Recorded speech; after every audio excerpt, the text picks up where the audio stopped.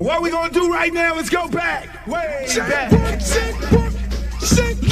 your friend.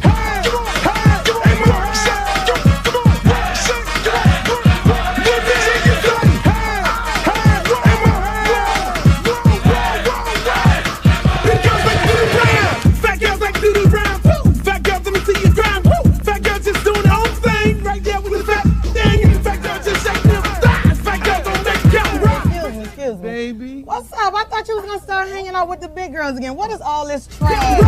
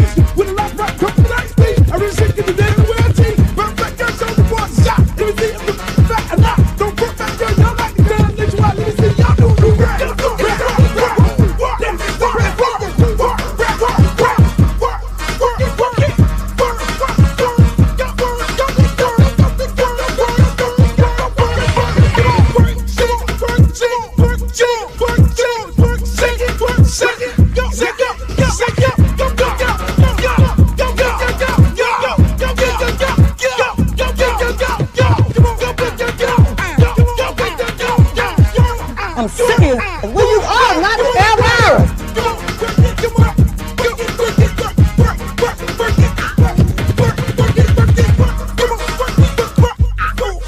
Oh, not the Britney Spears. Hey, how you doing?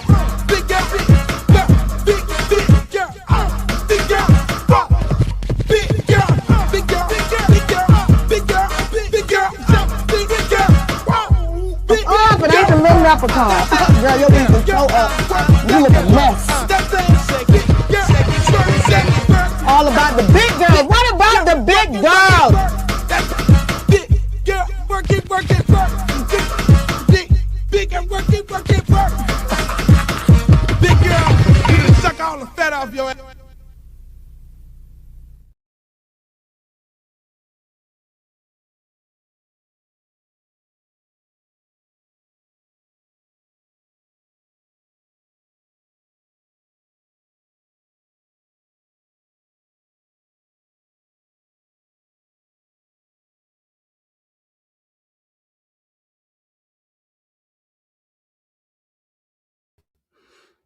Yo, what's up, y'all? Way to go, way to go. Let me get my script right here. Here we go. How y'all feeling today? I'm a button up my collar today. That's what I'm gonna do. I'm a button up. I'm a little jazzy today. That's what I'm gonna be, a little jazzy today. How y'all feeling today? It's a beautiful Monday. It's raining outside here in sunny South Florida. No, it's not sunny today. It is raining today. Why my button keep coming off right here? I don't want nobody to call up and be like, yo, your button keep coming off. What's the problem? What's going on over there? Why does the button keep coming off? But welcome, ladies and gentlemen. We made another weekend. Hi, Strawberry. Strawberry Hill, how you doing? Welcome to the show. Let me get everybody a little moment of getting in here. Come on. Get on in here. Get on in here, people. Get on in here.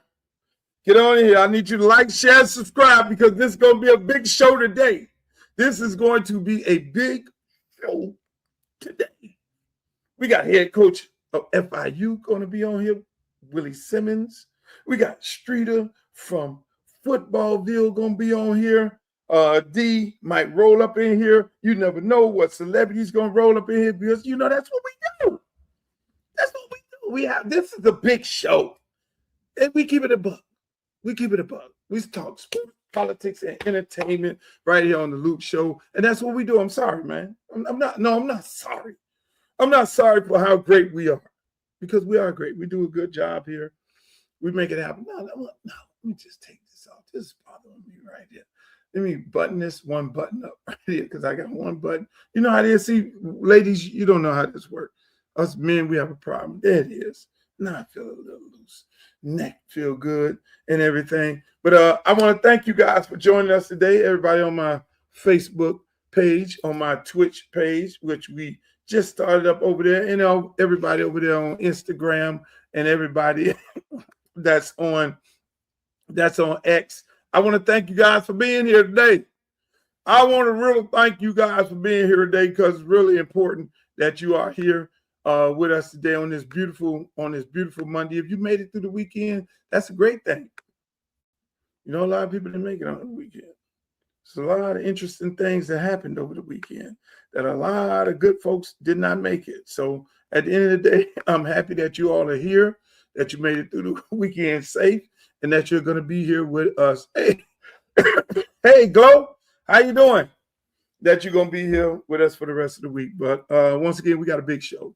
Like I say, on this show, we keep it a buck. We keep it 100. We talk sports, politics, entertainment.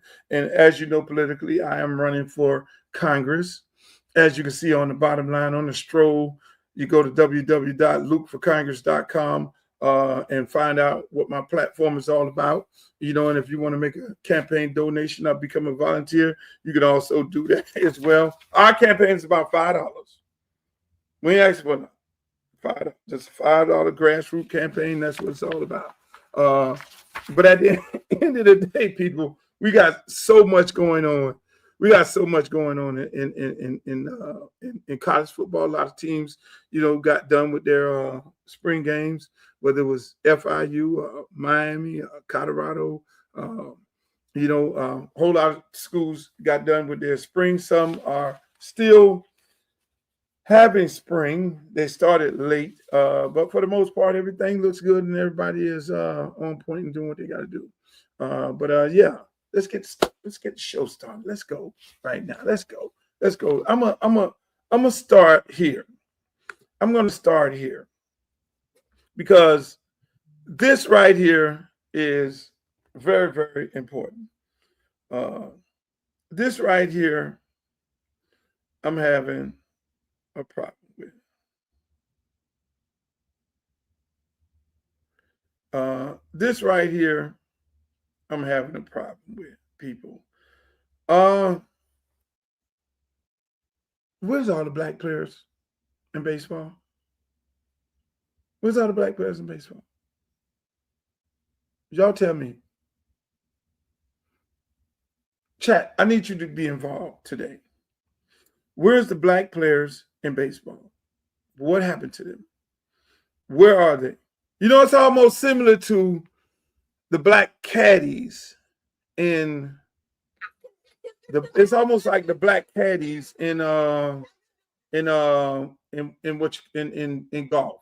Like, we don't know what happened to the black caddies in golf. We don't know where they're at. So my question is,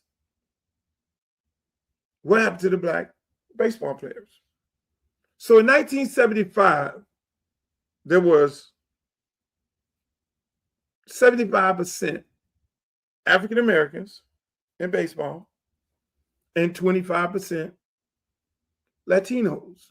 Now, this is in 1975, not long ago, not 100 years ago, not 200 years ago. In 1975, that's what you had. So, what happened to the black baseball players? What went on? Where did they go? Y'all tell me. Some people may want to say, some people want to have the argument that the black players went, they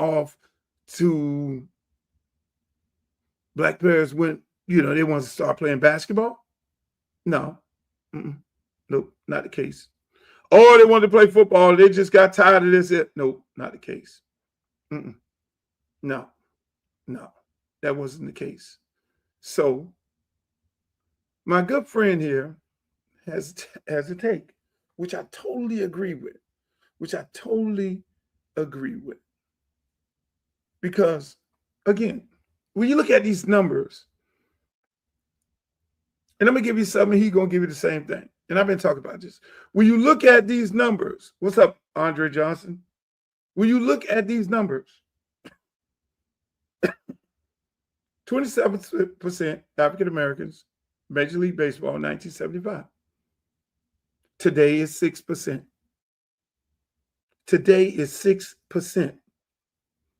Hispanics in 1975 represented 10%. Today they're 30%. So it's an actual flip. It's a flip.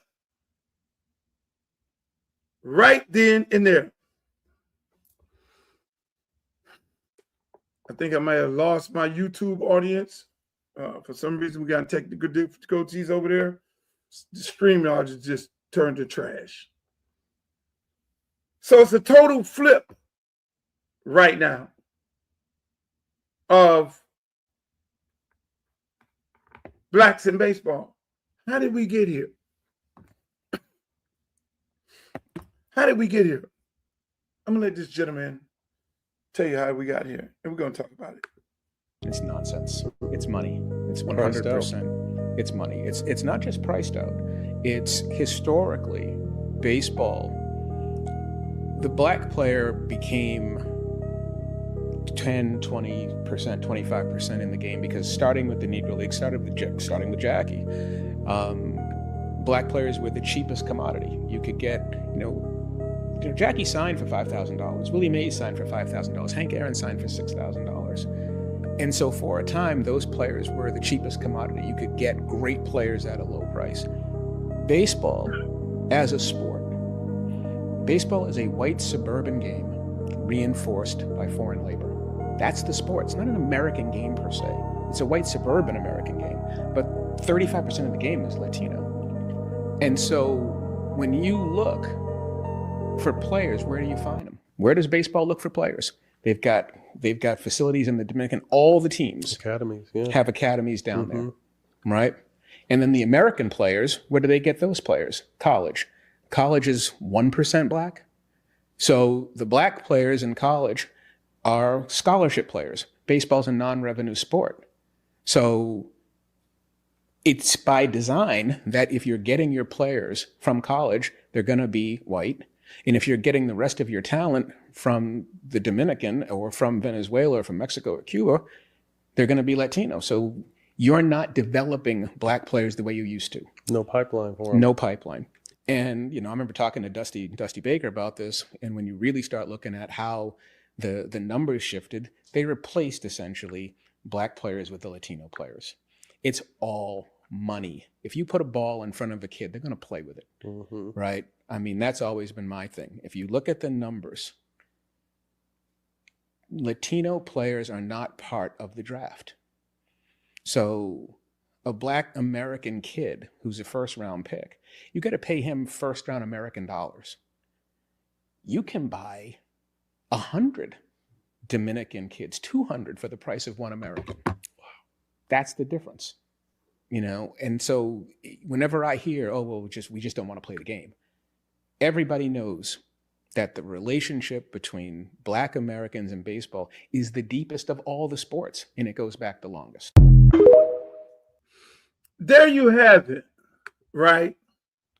And that's been my argument for the longest. This has been my argument for the longest. There you have it. You have, that was a great piece, a great breakdown of it all.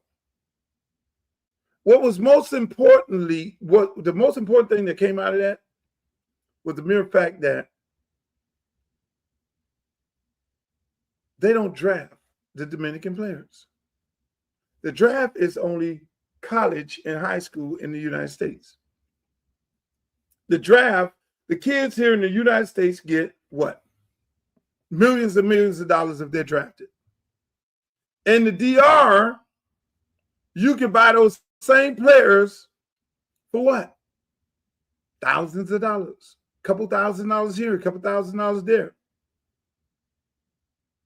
They have big farm systems in the DR, in Venezuela, and Nicaragua, and the Dominican Republic, where they train. And again, the bottom line of it all, people, is this. Let me just say this. When you're getting, it's like this. So you got high school. Go on to college. What does college baseball look like? Not too many black players playing college baseball. Not too many black players on the team. Hell, University of Miami this year, the most black players I've seen since Charles Johnson playing. I'm going to keep it a buck. This year's University of Miami baseball team is the most black players I've seen since Charles Johnson played. All the black players that are playing college baseball and that are on teams are dominant, including the girls in softball. So it's not a thing that black players don't have the ability to play. It's basically they've been replaced by somebody that looks black. Let's keep it a buck, where they don't have to pay them as much money. You were paying Gary Sheffield boatloads of money. You were paying Vita Blue a boatload of money. You was paying Darryl Strawberry a boatload of money. You get them same players with the same complexion from the DR paying a lot less money. The DR players should demand more money, should demand the equivalent of what they're getting in the States, but they can't do that. They can't do that. And even here in the States. So you look at it, and you in the States, you look at it, and you say, why in baseball the numbers are down? Because there's no black players. You need the black player. These numbers were on there back. Garrett Sheffield played at the Marlins. The place was packed out. The place was packed out. There were several other brothers. There were several other brothers that was playing on that team. Pitchers, catchers, all that. When the brothers played baseball, it's no different than football. Look, let's keep it a buck. This is the United States of America. Black and white. Okay? If the brother is on your team, you love him to death. If the brother ain't on your team, then you hate him. You hate him. You go to cheer for him. You hate Deion Sanders right now because Deion Sanders is who Deion Sanders is. Deion Sanders' program is the most talked about program in college football, and last year he won 3 games. And this year he's talked about more than Indiana and talked about more than University of Miami, who played in the national championship game. Skip it a buck. So when it comes to baseball and baseball eliminating the black player to get cheaper labor from the Dominican Republic, no disrespect to the DR players because they're exceptionally well. But at the end of the day, they're not brothers. You need the brother to be the villain. I'm sorry. LeBron James is the villain. And if the NBA take the same path that they're trying to take as baseball is trying to take and make it a European game where they can go get cheap labor from France and all these exotic places and everywhere, and Croatia and all these places where they want to go get these players and they don't have to pay them the same amount of money. No. But the difference between NBA and NCAA, the NBA is drafting these guys. They're drafting these guys and they're paying them big bucks. Major League Baseball is easing them guys in through the farm system. That's what they're doing. And then now let's fast forward to the colleges. What's the amount of black players playing in college? What was the amount in college in 1975? The numbers were still the same, people, because in college, it's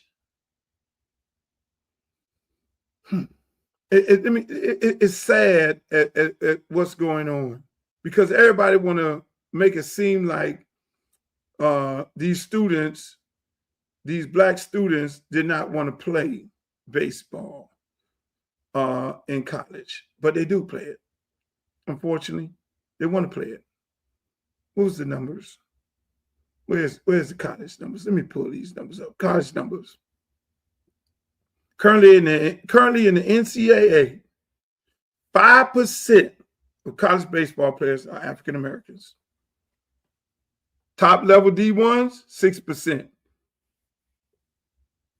If you remove HBCUs in college baseball, 3%. If you remove the HBCUs, it turns into 3% African Americans playing college baseball. Make it make sense. Make it make sense, people. So we have a serious disconnect. We have a serious disconnect. Where's the problem coming in? From the high school level? From the travel ball level? I'm a baseball dad. And it's black players out there. And they're very good. I would say they are very good. Every time I see a black player playing on a travel baseball team and they're out there, as a matter of fact, my youth program, Liberty City Optimists, we still have baseball. We've always had baseball. For over 50 years, we had baseball. Our program was founded on baseball. Even with all the big-time athletes that we got coming through, we were founded on baseball, people. So how do we fix it? What's the solution, Luke? These HBCUs, look what just happened the other day. Bethune-Cookman just went last week and beat LSU at their place. Then turned around and went around the corner and whooped Florida ass. Let me bring in a college expert. Streeter, how you feeling today? What's going on, man? You're talking about college expert, man. What's going on, bro? You're a college football expert. I'm trying to get you well-rounded. I mean, I'm talking about it's two people that have gotten missing, Streeter. Baseball was dominated by black players. Black players are the ones who put the asses in the seat. What they did was eliminated the black player, kept the white player, and then brought the Hispanic player. That's what they did. Yeah, I mean, you probably got the Hispanic player for cheaper, right? They got it for cheaper. Mm-hmm. They don't even, hold on, Streeter. The Hispanic player don't even go in the draft. So they have a big baseball draft, Major League Baseball draft. They're only drafting high school players from the United States, and they're only drafting college players from the United States. So they don't draft the guys from Dominican. Like basketball will draft guys from out of the country. Right. And you'll be like, who the hell is that? He played in this league here. And you'll be like, oh, okay. But at the same, so it's a conspiracy to get rid of the black players. Think they want to get rid of the black players out of baseball, period? That's what they did. Streeter, in 1975, it was 30% African Americans playing baseball. It was 10% Hispanics. Today it's is flipped around. It's 3% in college. Today in the major leagues right now is 10% African American players playing baseball, and it's 30% Hispanics. Make sense? Do we want to play the baseball? Hispanic players don't get drafted. Do the we want to play Hispanic players baseball? come over here, huh? Are we playing baseball? Do we want to play baseball? Yeah, we playing baseball. But most of our kids are being told when our kids play baseball, they say, "Well, why you ain't playing football? What you doing out here?" Then they turned baseball into a country club sport. Then it became travel ball. You got all these travel balls. The only way you get recruited, so they automatically know that the average black kid can't afford to be traveling all over the world, doing all these showcases and all these events and all that there. So that's another way they push the black kid out. But still, the Dominican player don't have to go through that because they got farms with every major league team in the DR with those players playing, competing every day, being trained every day, doing what they need to do in there. So in the United States, what they did was they eliminated the black player and then only allowed the white player to get the opportunity. So they clearly, they just totally erased black players out of baseball. Only black players you see in baseball right now is the ones talking on the TV. I think so. Basketball went to travel ball, and now football is going to travel ball. But you can't go get nobody from Dominican Republic to play football. That ain't happening. This is what I know for a fact. You would think you would go get some players from. You would think you would go get some players from Jamaica because of how fast they are to come play football. They ain't translating. This is what I know for a fact. I once interviewed our boy Calvin, who won an SB, high school baseball coach down here, who won an SB for being a baseball coach and what he had did down here in baseball. This was maybe 7 years ago, and he spoke to me about the racism in baseball, how he had to deal with the slurs and the different. It's almost like he felt they didn't want him to be there, right? Then he fast forward like 6 years later. Austin Simmons' dad, Austin Simmons was a hell of a baseball player, got a scholarship to play at Ole Miss. He told me something about some of the same trials and tribulations, like it's as if they didn't want his kid there in baseball. And this was like youth baseball. Well, he's up there defending this kid. People calling him monkey at the when he going up the bat and just being treated different. And then I got a friend now whose son is in baseball, and it's the same story. So it has to be so it's happened on numerous different cases. Anybody I know that was involved with baseball on that level, on high school and youth, yeah, they face some discrimination even now in 2026. Even now in 2026, yeah. No, Austin Simmons was 2 years ago. See what I'm saying? And what he was throwing by 100, wasn't he? I mean, listen. He pitched at Ole Miss. He struck out the best baseball player 2 years ago at Ole Miss as a freshman. Even with his talent, his dad felt like they didn't want him there. He's told me plenty of stories. I mean, we could bring him on here and tell some of them. Let me tell you, it's amazing that you look at these games, you look at these major league shows, you look at these 30 for 30s, and you never hear a show about, okay, what happened to the black baseball player? Because that's too much like putting the MLB out there. Because it's a total conspiracy all the way up and down the line. It's a total genocide of African-American players being eliminated out of baseball and pushed into other sports. Because at the end of the day, I know T. Martin, the quarterback coach for the Ravens for the last 3 years. His son played baseball. His son played baseball and football. No different than Deion Sanders. Mm-hmm. Baseball and football. He got a scholarship at the University of Miami. He's playing now somewhere. I think he's playing at HBCU. Said time of his life. Talk to T. Martin. Same stories.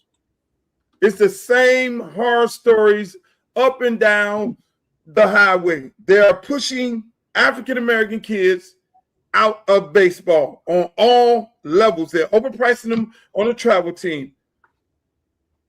High school, it becomes political, and colleges ain't recruiting them. So we only have the HBCUs, and when you look at the HBCUs, you looked at Bethune-Cookman the other day, knock off LSU and Florida, and there ain't too many of us on that team. Happening? How is that happening, Luke? How's Bethune-Cookman knocking off? What has changed? What changed? What changes? Bethune-Cookman, no question about it. For the longest, they've had a great baseball program. But Bethune-Cookman, unlike a lot of other HBCUs, they go and recruit a lot of Hispanics. They'll get a lot of Hispanics, not necessarily that many blacks. So they've been winning throughout the years of going to get these type of players, and it's not necessarily in combination of blacks and Hispanics and some whites trickled in there. They have more of a team thing, but then what happens is, you know, and you can't take nothing away from them. They'll play them in the midweek. See, there's college games in the midweek where you'll play a team around the corner. It's almost like playing the lower level team in the middle of the week, and you can get your win, patch your stats. Like UM will play FIU a lot in the midweek.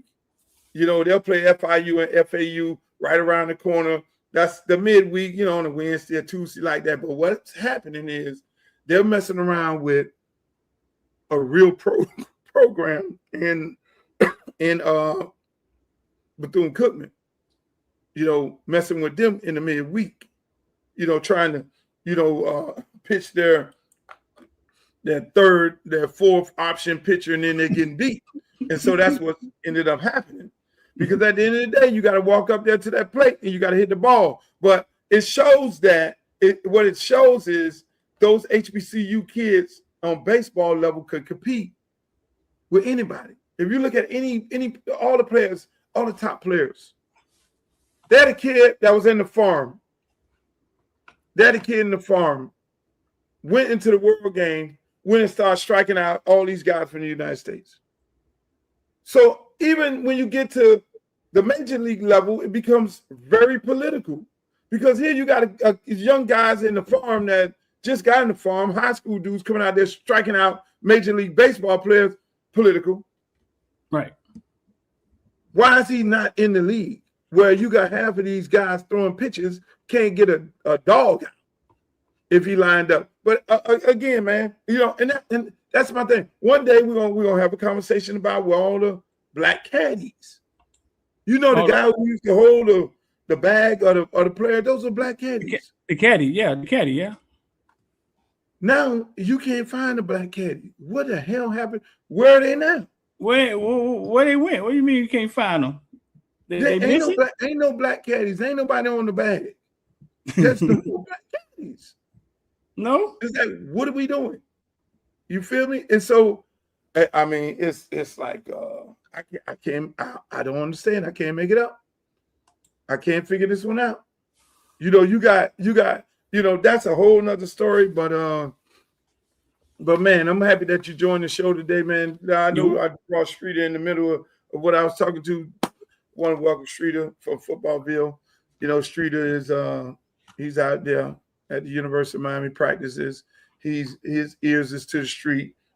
Before and you make sure y'all go follow him on all of his platforms, Footballville, on YouTube, Footballville, on Instagram, Footballville, on Facebook, TikTok, and all those beautiful places. Y'all got, man, this man make the most creative videos you could ever imagine. And he always putting something on your mind and giving you something to think about, because he has all the information already. Just go follow him. I know we're only on your YouTube page. Thank God for that, because something happened with my new YouTube page. I don't know. I went in and started deleting stuff and all that. But Streeter, yo, tell me how's it going over there at University of Miami? You did a spring practice. They had a spring game the other day, man. They had a spring game the other day. You call that a game or practice? It's a practice. They warmed up. They practiced. They did some one-on-ones, wide receiver versus DBs, O-line versus O-line. And did a little goal line. Then they played for like a half. Won a lot of starters out there. Couple guys, a couple snaps. I think Malley maybe got a few snaps. Mark Fletcher, I think, got in and got stuck in the backfield, and they was like, "Nah, we ain't doing that. Get him out of there." Defense was out there biting. Torrey, Chase Smith, I didn't see them guys playing much. So man, I think Mario pet peeve is information getting out. Information getting out. That's just his pet peeve. I'm on the way home and Ohio State firing up their spring game on national TV. It's going down. You know what I'm saying? It's going down on national TV. They ain't hiding nobody. They ain't running from nothing. You know what I'm saying? So just two different styles, I think. So okay. So you say they ain't hiding nobody, ain't running nobody. So Ohio State played all of their players. I don't know if they played all of their players. I saw him warming up. I'm not gonna say I saw him play. I think I saw him make a play. I don't know how much he played. But I caught him warming up and it was open. I mean, it was open for people to watch it. Like I get into the villains on a debrief and I realized none of my villains done seen the game. Nobody see the game because if you were a season ticket holder, you couldn't, you know what I'm saying? You had to either come down there or, hey, listen, you'll catch them in August. Catch them in September. There was no so you're saying University of Miami spring game was not televised at all? No, it wasn't televised this time. None of the villains saw the game. Unless all of them missed it, and you know that ain't gonna happen. Damn. Do you know of any other big time college program that does that? I heard NC State was straight shut down. Nobody, not the spring game, like nothing. Nobody saw nothing. Nobody had any answers. And what happened at their spring game? So you don't know what JoJo did? No. You didn't get on the phone with JoJo and say, JoJo, how did it go? No. I let them kids ride in season. Damn. I think he's doing well up there. I think Chance Robinson is doing well also. Wow. Mm-hmm. That's amazing. So but the Canes, the Canes are a very talented team. Very talented. Even with the starters sitting out, bro, some of the young guys who people haven't thought about stood up in the paint. Some local guys too. Jordan Campbell, my little cousin, man, had a big hit in the backfield. Ezekiel Marshland, central linebacker, who's a real linebacker. He played linebacker. He got a linebacker head. He think like a linebacker. He looked like a linebacker. He ain't one of these converted guys. You know what I'm saying? He had a big hit in the backfield. And JJ Donegan from way out in Kansas. I mean, it looked like he was out there with the tools at DB. And he was playing. His dad played in the pros. So the team is very deep. I think the only major injury they had was Josh Moore. Josh Moore went down, Luke, early too. Oh, no, that's my guy. That's my second favorite player. He went down. My first favorite player is the ball hawk, the young boy from Columbus who be intercepting all the balls back there. Bryce Fitzgerald. Yeah, Fitzgerald is my guy. When you talk to Fitzgerald and you do an interview, you let him know, say, man, you are Uncle Luke's favorite player. You number one and Big Three number two. In that order. Now, no, Malachi, that's like my nephew, so I can't, he's automatic. So that's De La's son. So he's family. But when it comes to them guys, they're my guys. I like them guys. And so how do University of Miami look on the offensive line? That's the biggest concern. The offensive line? Because we need somebody to block for Fletcher. I think the offensive line is going to be a work in progress, but that's just the position that I don't really worry about. That's where all the money go. That's where all the that's the position that you know what I'm saying, that I don't really worry about with Mirabal. I think they've developed guys from nothing, but they kind of struggled Saturday. To make a long story short. Yeah, Booker Pickett, and you know the daddy Pickett, you know what I'm saying? Booker Pickett kind of had his way. Like I think he had 3 or 4 sacks, bro. They were getting off the line. The defense was getting off the line, which football is funny because we thought that we lose Bain and Mesidor and the pass rush suffers, right? That they put Omar Thornton in the nickel, and when they sent him on the blitz, man, I think he got to the running back before the handoff even happened. What? Hold on. Hold on. This was against the starters. Yeah. But you know, Miami's putting their O-line together, so they got a true freshman. I think it's two true freshmen starting. 2 true freshmen starting. And for now, I thought I listened to X today in the villains, and X said there's 3 returners, starters. One of them hurt. One of them ain't there. Pancake ain't there. So how did the big guy who they gave all the money to, how did he work out? He's a freak athlete, bro. Like he just cut from a different cause. Both his parents Olympian medalists. Did he play like an Olympian the other day? He's gonna have some growing pains, Luke, and you know it. At left tackle, he's gonna have some growing pains. You know he's gonna have some growing pains. That just is what it is. Hold on. How many sacks did he give up? I don't know how many sacks did he give up. I wasn't counting his per se. You know what I'm saying? I wasn't counting his per se, but he's gonna have some growing pains. We lost a player. Man, I'm like growing pains. Like they all, you know what I'm saying? You're getting thrown out there. The 5 stars getting thrown out there to the wolves. They gotta develop early.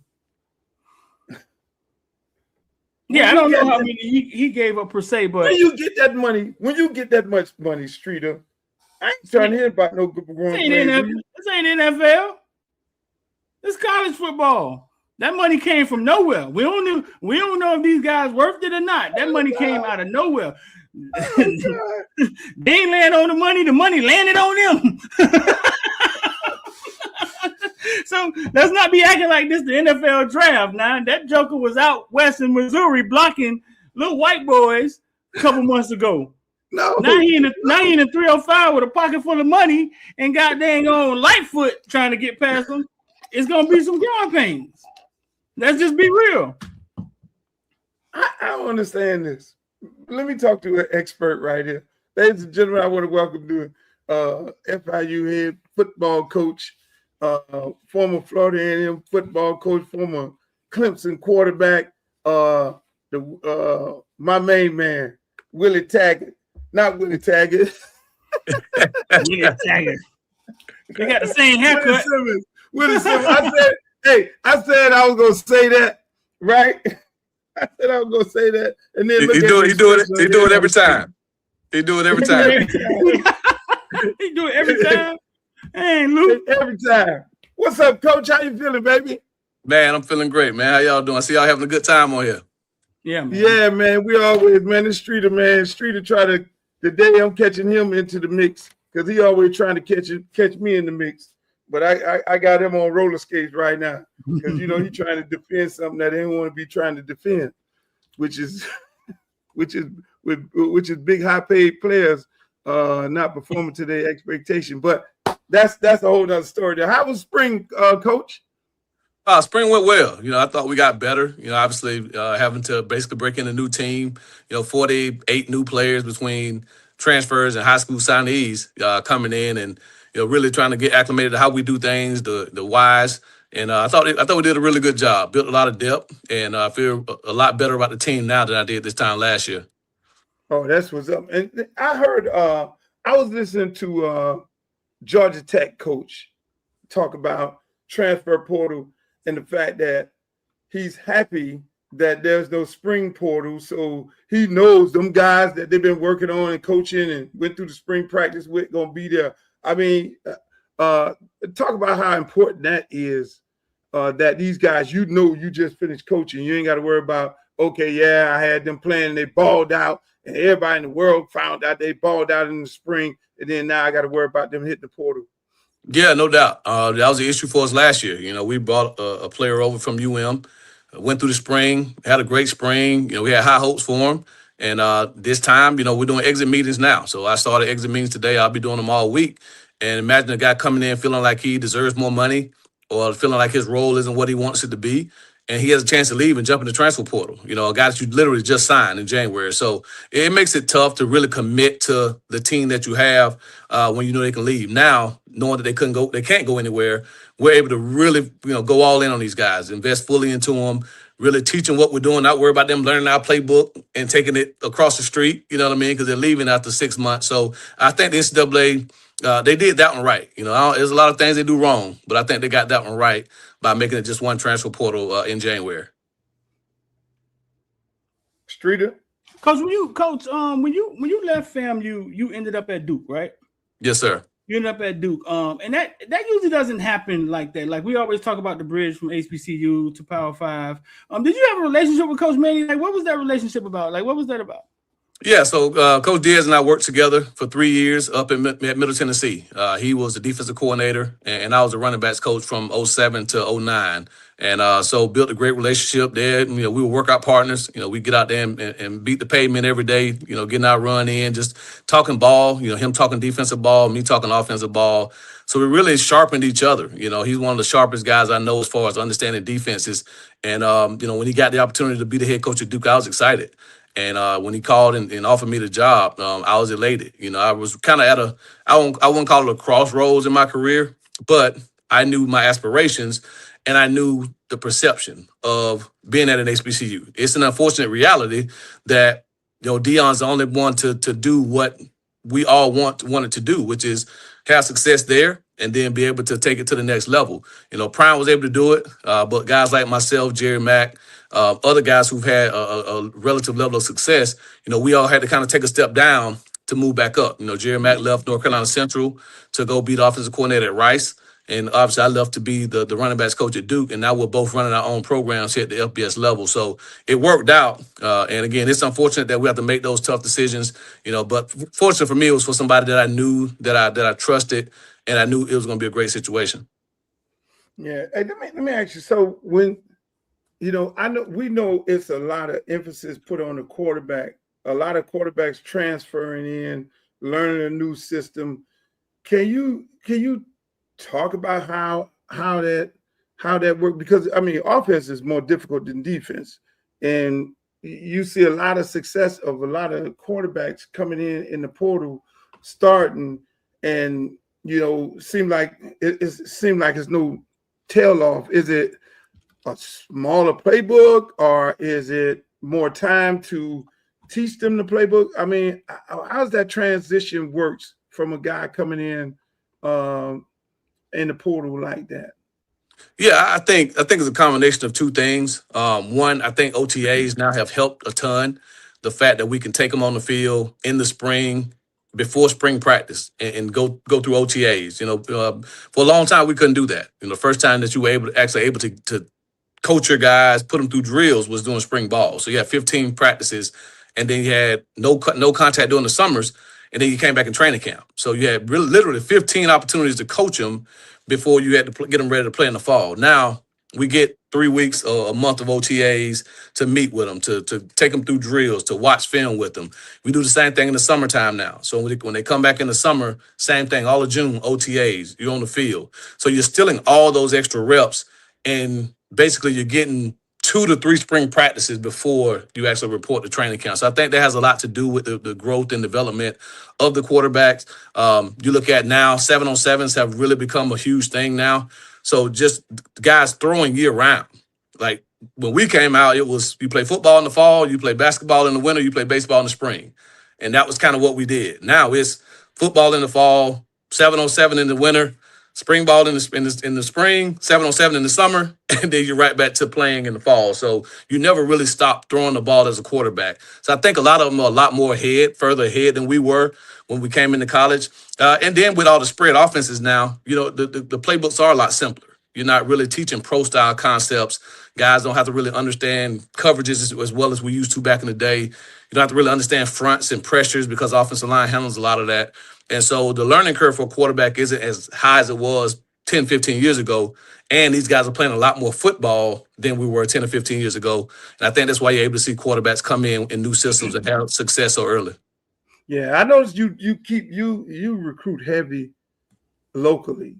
You know what I'm saying? And I mean, is that something that you said, hey, I want to get to when I'm down here? I want to make happen. I want to make an imprint. I mean, you got Hippolyte on the staff, you got Pat on the staff, you got Gator on the staff. So you got guys from here, maybe some other guys that I'm not familiar with, but you have a staff full of guys who are well recognized in the neighborhood of South Florida football. And then you look at your roster, it's a ton of local kids on there. Is that something that you said you wanted to do coming here? Yeah, definitely. I think that was one of the selling points. When I was up for the job, they wanted someone who had, South Florida ties. Obviously, I'm not from South Florida originally. I'm from Florida, but I grew up in North Florida. So just really tapping into the contacts that I had down here. Coach Hippolyte, like you said, been a successful high school coach here, coaching at UM. Patter was a head coach here, coaching at UM. Frank Ponce, who's recruited here his entire career, had just got let go at App State. Gator was already on staff, played here, played at the West. And then Jelani Barasa, coach with me at FAMU from South Miami down with the Killian. So, 5 coaches on the staff are from Miami. And so just having that footprint of guys that can walk me into any high school and get me in front of any high school head coach, the 7-on-7 coaches, just, building that relationship. And I think that's important because recruiting is relationships. That's all it is, and it's, you may not even be recruiting for next year. There's some guys that we're going to talk to recruit for, this summer, this spring. And it's not for next year because they're 4-star, they're 5-star, and FIU ain't really at that level financially to afford them right now. It's when they go off to somewhere for a year, 2 years, things don't work out, we're the first call because they remember the relationship that we built during the high school recruiting process. They came to our junior days. They were here for our 7-on-7 camps. They saw how we do things, and they understand the vibe that we have. So I think you're recruiting for the immediate, but if you're a good program, you're recruiting for the future as well because the transfer portal is here to stay. It's not going anywhere. And our ability to bring the local talent back here after they go off somewhere and things don't necessarily work out, I think it's going to be critical for our long-term success. So, Coach, you've coached at FAMU, then you went to Power 5 Duke, and now you're at FIU. And people seem to think that there's this huge talent difference. Like the kids at FAMU are this huge gap in talent. Explain to us in the gap in talent. The kids at FAMU, are there a lot of kids you've seen in HBCU that should be in Power 5? Like, explain the gap in talent that you've seen. Well, to put it in perspective, I have 4 players that play for me at FAMU that are currently in the National Football League. Okay. I'm not beating my chest or boasting or bragging, but I'm not sure how many Conference USA schools can say that. Right? I mean, the schools that we play on our conference, I don't know if any of them have 4 guys currently on active rosters. I'm not talking about practice squads. I'm talking about active NFL rosters. Marquise Bell starts for the Cowboys. Xavier Smith starts for the Rams. Isaiah Land is the reserve defensive end for the Cowboys. Terrell Jennings is a reserve running back for the New England Patriots. And so those guys, if they play in the National Football League, trust and believe they can play anywhere in Conference USA. So I think you look at the landscape now, people are recruiting stars. And Luke can tell you probably better than anybody, having been a high school coach down here for so long, the amount of talented guys that he saw that wasn't a 4 or 5-star kid that got overlooked by all these schools just because they weren't a highly recruited guy and that went off to an FCS or went to a group of 5 school and had a phenomenal career and then ended up transferring to a Power 4 because he balled out in 2 years, or that 4-star, 5-star that everybody in the city knows that he's really not that. He's big, he's athletic, but he's got a long way to go, but people are signing him because of the star rankings. So, again, the people that are making these rankings and evaluations weren't high school coaches, weren't really college coaches, probably didn't play college ball or pro ball. They're just guys who started a recruiting service.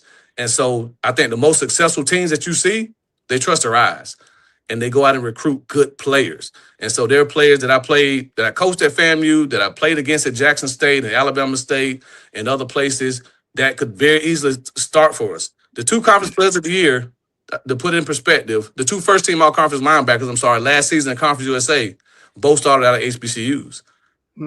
Johnny Chaney, for us, was with me at FAMU, and the kid at Kennesaw State started out of Alabama State. Started out at Jackson State. So 2 first-team linebackers started out of HBCUs. First-team cornerback was an HBCU football player. They're former HBCU players that are playing Power 4 right now starting. The leading rusher in the ACC the last couple of years, before this last season, were guys from the MEAC. Bashir Tulin went to A&T, Right. and Jamari Taylor from Virginia was at North Carolina Central as a walk-on at North Carolina Central. So the misconception that there's a huge talent disparity, the talent disparity is in the sheer numbers, because you got 63 scholarships versus 85. And then obviously in the trenches, the offensive and defensive lines, there's a little disparity. We lost Coach. Coach went out on us. Coach was cooking too. Coach Hey, Luke, cooking. man, Luke, man, this man a SWAC champion, over 65 wins, multiple 9 wins. You got to tell him, when he come back on here. You got to should tell have him that. introduced him like that. You should have gave him the WWE. You gotta breathe, bro. Come on now, man. I just saw him down. I got excited. I got to. Hold on. There you go. You got to redo it. There you go. Hold on. Let me. This man is giving me a hard time here, Coach. You got he Coach. said he I told him I got excited when I saw you on here. What happened? He's still fixing it. He's still fixing it. He'll pop back in here. But yeah, You got a big introduction, man. This man kicked some ass at FAMU, man, didn't he? I know. I just that's bad. That's bad. And a lot of people don't know. A lot of people don't know that. Just give him some time. He'll pop up. But a lot of people don't know that, man. SWAC champion, Celebration Bowl champion, multiple 9-win seasons, over 65 wins at FAMU. Hey, listen, man. Did he beat Prime? I think he beat Prime. Did he beat Prime? Coach. Here we go. Coach, you back on? You can hear us? Coach, can you hear us? He trying to figure it out. This StreamYard is going bad, huh? He trying to figure it out. Again. You can hear us, Coach? Put him in the back, let him figure it out. He trying to figure it out. Okay, he putting it in. Hold on. I mean, listen, man. It is. Dang, Coach was cooking too. Coach was cooking. Yeah, he was. He was cooking. What did I do? Did I hit ban? That wouldn't ban his whole number, would it? What? I was trying to eliminate his. I see him here. He's there, but his picture is not there. Nah, he coming back. I think he froze right there. He's trying to come in. He coming back. He froze. Yeah. But I hit ban. See, people, I don't know how to work this thing right here. Yeah, good. If he come back in. You need to get somebody. You need to get an operator. But no, man, he's got the big introduction, dog.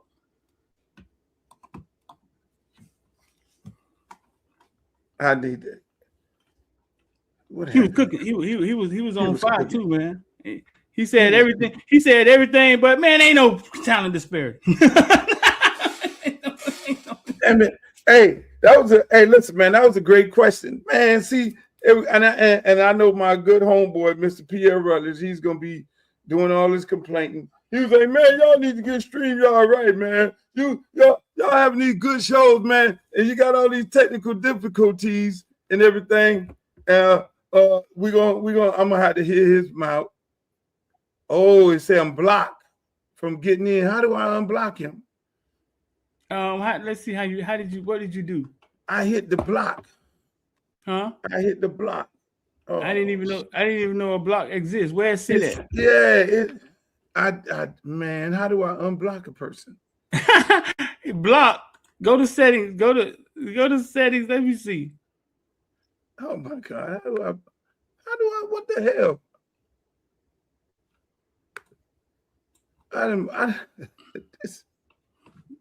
This is bad. Yeah, it's bad. Oh, there you go, right there. Okay. They ain't never blocked nobody. Banned.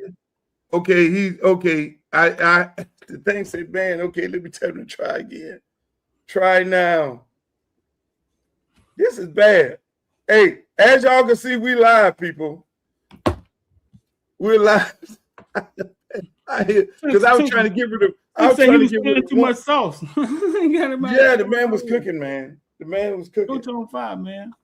Coach on fire. Coach. One thing about it, when you talk to Coach is like an encyclopedia when it comes to this ball. Here we go. There we go. Yeah, Coach. I'm sorry. I was trying to close one room out, and I thought I hit a button to close the room out. But Streeter, go ahead, Streeter. You do your full-fledged introduction. Run out the whole thing. Nah, I was telling him he was supposed to introduce you, man. It was supposed to be like, man, we got joining us today, over 65 wins, Celebration Bowl appearance, SWAC champion, multiple 9-win seasons. He's supposed to lay it out there for you, man. You was kicking behind that FAMU. Never lost, never had a losing season in the history. Nah, My God. I'm sorry. FAMU into a national problem. I'm sorry. He brought FAMU back because we weren't winning like that. We were not winning like that. Nah, my girlfriend in the room, she went to FAMU. They ain't have nothing. If the band wasn't doing nothing, they wasn't doing nothing. She ain't got nothing to argue about, bro. And the band coach was winning when the band got banned. Now they were back by the time I got there. They were back. Okay. It wasn't 100 no more. It was I remember going out there. It was like the 50. And they were still blowing. If Joe Bullitt was still talking, it will be. Hey, but Coach, let me ask you. So you come to FAU in your first year. You go down there and you beat FAU, which is your rival, and you have this winning season. You take the team to a bowl game. I mean, how long before we talking championship? Well, obviously, we came down here with expectation to build this into a championship program. So, I don't believe in making promises, obviously, but I think we're doing it the right way. Like you said, the guys we built this staff around, they're hard-nosed coaches, they're intense coaches, detail-oriented, and they love to get out there and recruit, man. I think, you got to be able to recruit. You got to love to recruit in today's climate, and these guys do. Dub is a ball of energy every single day. Like, there's not a day that goes by that he ain't running around hollering. I mean, I've never his meeting room's about 4 doors down. That's why I can hear him every day with the running backs doing beats.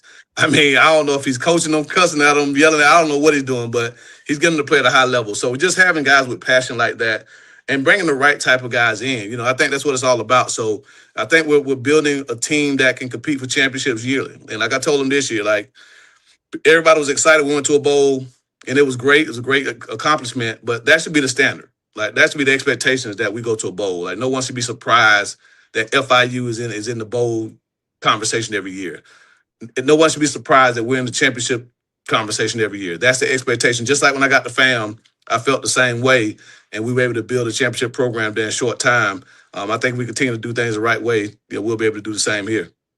Yeah, you would earlier, Shrita asked you about the level of competition and how it compares, and when you were talking about it, and I always think about that North Carolina game where you had North Carolina, but you were shorthanded. I mean, that was a game I knew that if you had all your guys in that particular game, you beat them. Then I don't think you had FIU. You over there. you had someplace else. I ain't gonna get nobody's job away with that quick. But we know FAM is going through a little struggles and things, and because of what some of the academic some of the things that happen. Right? How I know it hurts you because you built that program up to where it's at, right? Where it was at, to see it go through these struggles right now. How can these things be fixed going forward, in your opinion? Being an insider, I know you're outside, you're over here at FIU, and you're going on your second year there. You don't know how the operation is running, but how do you fix things like that so it won't occur anymore? Yeah, and that's a great question. And obviously I was there for 6 years, and was a part of a lot of that. And I'll say this: we went to Indianapolis in, I think, 2022 to the NCAA regional rules convention that they have every year. And so as a part of our kind of APR workshop and trying to show the NCAA that we're serious about cleaning up the APR issues, and I asked a question to one of the individuals that work with the NCAA in that area. And I said, well, what happens when there's head coaching turnover, right? You have a lot of, coach gets fired before the season's over. Obviously, you got guys that got to finish the semester out, and a lot of times that's when guys drop the ball, when there's a coaching change. Their answer was, well, that's up to the AD. The AD's got to have a plan for that. Then I said, okay, well, what if there's an AD change? Because when I took the job at FAM, Dr. Eason had just gotten hired. So you had a new head coach, a new AD, and so I said, well, what happens when there's an AD change? They said, well, that's the president's job. And I said, well, okay, well, Dr. Robinson had just gotten hired as the full-time president when I got hired at FAM. So we had a new head coach, new AD, new president all at the same time. And that was their approach. So because of that, they're telling you that it has to be a collaborative effort. It ain't just the football coach. It ain't just the academic department. It's everybody at the university's responsibility to make sure that your APR is what it needs to be, that you're giving the student athletes the resources that they need, that you have a robust plan that everybody can follow. That's from the provost and the programming that they have. I don't make any excuses. People know me. I don't make excuses about anything. We get beat, we just get beat. FAMU is not an easy school. It's a very, very difficult school to get into, one of the lowest acceptance rates in the United States. Particularly at the HBCU level, I think maybe first or second as far as acceptance rates. And there aren't any kind of cupcake majors. Like there's no programs you can just throw a student athlete in to kind of push them by that most major schools have. Like we don't really have an interdisciplinary studies program or a liberal arts program that you can just throw a guy in that's coming from JUCO or coming from or transferring in. So they're trying to come in and trying to go into business. They're trying to come in and go into, architecture and all these real majors and they aren't easy. So you have to have a plan to increase the amount of tutoring, to increase the amount of academic counselors and learning specialists and all those different things that a lot of the bigger programs or the resource programs have that don't have these issues. And so until the infrastructure kind of gets that stuff together, it's going to be a struggle. Like it's going to be a struggle for anybody. And Quinn, and I love Quinn, and I'm pulling for Quinn 100%. But if Quinn is his whole staff is out every day checking classes, guess what he ain't doing? He ain't watching film. He ain't game planning. And you've been on that campus. Yeah. The highest of 7 hills. So guess how many golf carts we had in the football facility? 0. Oh, no. No. So you think that I'm going to get out here and walk this hilly campus to check classes all the way? Man, you crazy. We're not doing that. Wow. So again, people that say, oh, well, it's the coach's responsibility. Yes, it is. Part of my responsibility as a head coach is to make sure that we create an environment and a culture where our guys understand the value of going to class and doing things the right way. And I told them, I graduated college in 3 years. 3 years, I was done. My mother was an educator for 27 years. Like, we know all about education. So it's not like we're just there saying, oh, don't the hell with class, don't go to class. Like, no, we every day go to class, academic meetings, check-ins, all those things. But guys are going to slip through the cracks if you don't have a system where you can check them throughout the day, checking their classes with people who can class check, having mentors and tutors and people like that they can check in with throughout the day to help them do their work. So not do the work for them, but help them, right? Because FAMU, again, you're not a top 100 public school if you're an easy school. Mm-hmm. It's a really, really tough school. And so there has to be a comprehensive effort by everybody involved, from the president, the provost, the deans, the coaching staff, the academic support staff, the compliance staff, everybody to say, how do we fix this problem? How do we resource it to make sure that, that we don't keep finding ourselves in this situation? I was on probation our second year. Wow, I didn't know that. In 2019, we were the MEAC champs in 2019. We could not play for the championship because we were on probation. So this isn't a one-time thing. This has been going on from 2012 all the way through. So it's a systematic issue that Florida A&M has to fix. They have the people in place, the smart people in place that can get it done. You just got to get everybody at the table, put their heads together and figure out what needs to be done to make it happen. Right. So you have this. You showed me. See, Streeter. He showed me this quarterback in the that he has. He showed me a picture of him standing next to the quarterback. And coach ain't no short dude. Quarterback this tall right here. I mean, this dude is what is it, like 6'7", 6'9"? He's somewhere between. I think we're underselling him by saying he's 6'7". Like he's over 6'7". I'll just put it that way. I don't know if he's 6'8", 6'9". He grew from the first time we saw him a year ago to now. So I'm telling you, man. I mean, he is a tree, like literally a tree. I mean, he is every bit of 6'7" plus. So he can see up everybody. I know your guy lights out went somewhere else. So I mean, talk about what you expect from this. I mean, y'all gave him a name. Did y'all call, is he a Green Mile or 6'9"? I know he got to have a nickname. You know, anybody come down here got to have a nickname.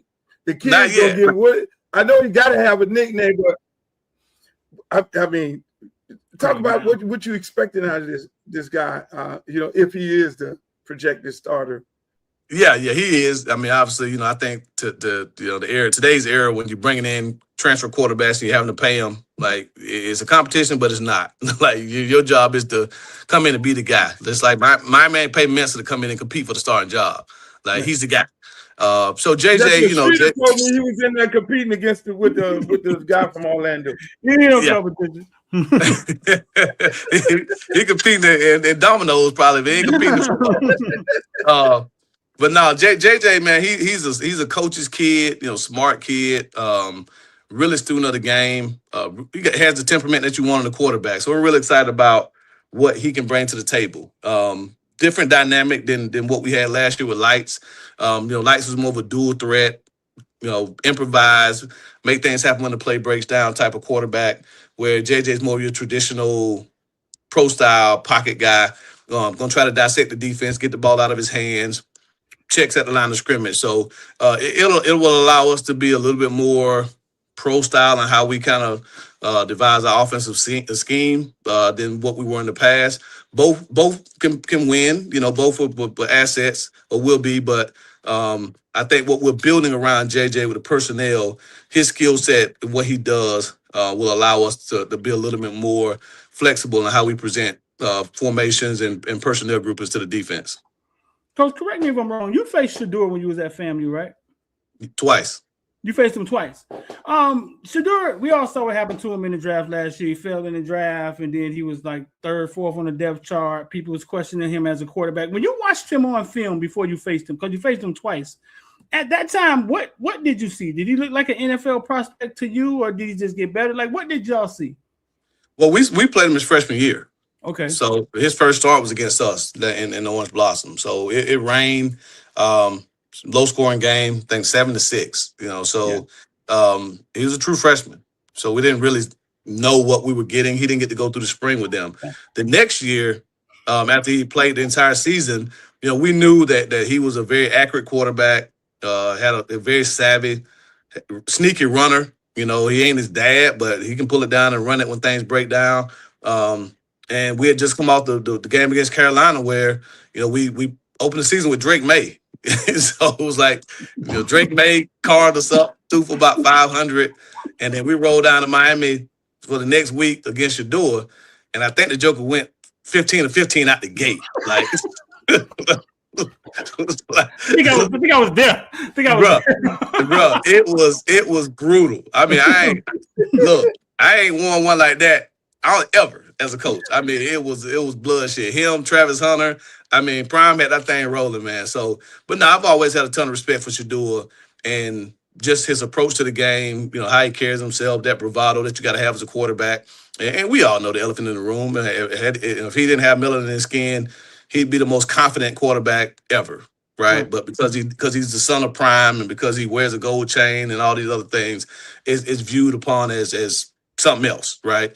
But the kid is ultra talented. I mean, he's won at every level. He's performed at every level.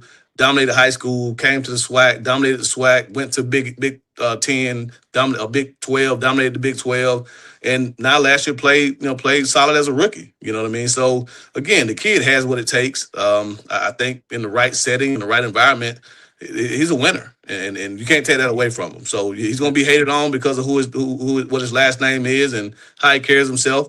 But if I had a chance to coach Shedeur Sanders, I'd definitely take it.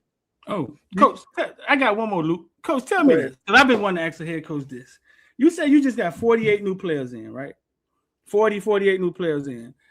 The last 5 years, college football has drastically changed. Like, they added money. They start letting kids get up and walk away.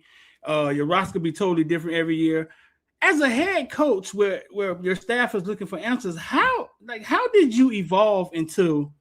Like, did y'all have to send you out to more classes or something? How did you evolve into a guy that's able to manage this? Because it just landed on you guys. What did you have to do? How hard was it? Well, I think it's like anything else in life. You either adapt with times or you die. I mean, I use the analogy all the time. You couldn't have told me 15 years ago that there would be no Blockbuster video. Right. Like you couldn't tell me that. You couldn't tell me 10, 12 years ago that there would be no Toys R Us. Like, there's not a Toys R Us so I can take my kids to buy. Like, you couldn't have told me these things 10, 15 years ago just because they were so entrenched in the market. They were such brand names. I mean, if you thought toy, you thought Toys R Us. If you thought, rent a movie, you thought Blockbuster. There was no other way to rent a movie other than to go to Blockbuster. And when these little small pop-up things start happening, the CEOs of Blockbuster and Toys R Us was comfortable. They were, hey, we got the market. We don't need to change this thing. And in short time, they're non-existent, like not downside. They're done. So I think coaching is the same thing. If you're that old school coach that doesn't like the transfer portal, doesn't like NIL, you're not going to be here long. I'm just going to tell you, because those things are not going anywhere. So you better get on board with it. You better embrace it. You better figure out how to carve out your own niche in this climate. And so for us, we know if, when Luke was coaching last year, and we got one of Luke's players here now, if Sterling Joseph comes here this season and runs for 1,200, guess what? Sterling Joseph will not be at FIU next year. Like, we know that. So why get mad at that? Like, you better coach him while you got him. And if he goes off and makes a bunch of money at a Power 4 school, we've done our job. Like, that's a win for us, because now we can go to Luke or the next high school coach and say, hey, look what we did with Juice. So your player who right now may not be getting the offers from the Power 4 schools, big schools, come here, get on the field early, get developed. We're going to put him in position to be successful, and you're going to do that and go get the bag. Like, we have to change our recruiting model. We're probably not going to have kids here for 4 or 5 years. If we do, they're probably not playing very much for us. If we got kids that are going to play for us, they're going to leave at some point. So you better embrace it, love them while you can love them, coach them while you can coach them. Our job is to develop them. I feel the same way about sending the kid to Power 4 as I do to sending them to the National Football League. He better be prepared when he gets there. Like, that's all I look for. When you go up to the National Football League, they better say you know football. They better say you know how to compete. They better say you know how to overcome adversity. Same thing. My kid goes across the street, the UM, goes up the road to Gainesville, goes up to my alma mater, Clemson. Those coaches better see me and call me and say, Coach, man, I tell you what, that dude knows how to work. He knows ball, and he's helping us win. Then we've done our job. Like, right. that to me, that's the way to see it. So you still got coaches who are fighting this thing, fighting this machine. It ain't going anywhere. I'm telling you, the transfer portal ain't going anywhere. NIL ain't going anywhere. So get on board with it or get left behind. Man, I think FIU game experience is probably the most quietest kept experience you could have ever imagined. I mean, that parking lot street, I don't know if you ever went to one of them games. The parking lot been jumping for years. I didn't go last year. I'm pretty sure the parking lot's still jumping. Mm-hmm. The tailgate party out there is unlike any other tailgate party. I know Miami has some good tailgate parties, but that thing out there, they have a DJ. It's like it's a big ass party. So, they be lit out there. What lit ain't the word? So let me ask you. I know y'all numbers went up in attendance last year. How do you get those people out of the parking lot into the stadium? And number two, I mean, outside of any school here, you know, FIU is the most involved school, college in the community, more than Miami, more than any other school here. They're more involved. I mean, it's not a time that you don't see a FIU bus at a high school or the FIU bus doing, you know, dual enrollment at the 2 different campuses. I'm pretty sure FIU got to be in numbers. They got to be one of the largest schools in Florida when it comes to numbers. How do we get those people in this nice, beautiful stadium? Yeah, that's the challenge. You know, but one, you're absolutely right. You know, FIU is the public school of South Florida, right? That's why it was built. You know, Miami's everyone in UN's private, so this school was built to serve as the public school south of I-4. If you want to go to college south of I-4, you come to FIU. Right, we're the second biggest school in the state, over 55,000 students. You know, 3 campuses. And like you said, we do a lot of our recruitment here in South Florida, even down into the Caribbean. So we've been a staple in the community for a very, very long time. The challenge has been we've only had football now for 24 years. This will be our 24th season of playing college football. So the school opened in 72. So from 72 to 2002, if you went to FIU, you'd have a football team to root for. So you kind of became a pseudo fan just by default. This was the school you had to root for. So you have a ton of people with FIU degrees plastered all around their house and their offices and all those things that send money down to Coral Gables. so we gotta change that. But it's also a huge Hispanic serving community just because of where we are in the demographic. So football is not the first love or passion for a lot of people here at FIU. And so we have to continue to go out and, you know, spread what we're doing on the field, what we're doing out in the community. We got to involve the student body more. And our president is committed to doing that. I'll tip my hat to Jeanette. She's really come in guns a-blazing, really challenging the students, really getting the fraternities and sororities back out to the tailgates, lifted a lot of the restraints that we had as far as tailgating with the drinking and you know, and the certain aspects of tailgating that was prevented for a long time, bringing all those back. And so I think the more we continue to just tell people it's a party, like this is a party. We party here at FIU. Come out here and have a good party in the parking lot. And then, like you said, bring that party into the stadium and watch us go out here and win games. So it's getting better. We still obviously got some work to do. But again, I think it's just a matter of changing the culture. And again, when you're 22 years old, you don't have a lot of that culture of strong football that other programs have that allows us to sell ourselves the way, you know, some programs get to do. Coach sitting on some stuff down there, man. Coach got Sterling Joseph, your running back, who led Dade County. But he also got Jaden Ford, one of the most exciting, the central little running back, Jaden Ford. Oh my God, you got the fourth running back. Yeah, that's a human highlight. Hey, but listen, but also, I don't know if you know this, he got a kid that came out of South Florida named G7. I don't know if they hold on, G7 down there? G7 I starting corner. Oh man! Oh no! G7 was one of the most exciting kids offensively coming out of Dade County, offense and defense. So if I was you, I'd try him that punt return or something. I'm just saying. I told him, I made a deal with him. I said, if you get an interception, I'll give you an offensive package. You got to get your hand on the ball on defense. Once you do that, he ain't lying, Coach. Coach, I don't know what Arizona did with him. You know what I'm saying? But he ain't lying, Coach. The kid was one of the most exciting kids when he was in high school down here. Listen, I went viral with him a few times. He was so excited. I went to his house. Yeah. Down south. And talked to his mama and the daddy. And sat up there on the curb. It was like, I'm looking at this roster. I'm like, wait a minute. These crazy games. I was trying to get him. That is a human highlight film. He is. Yeah, Coach.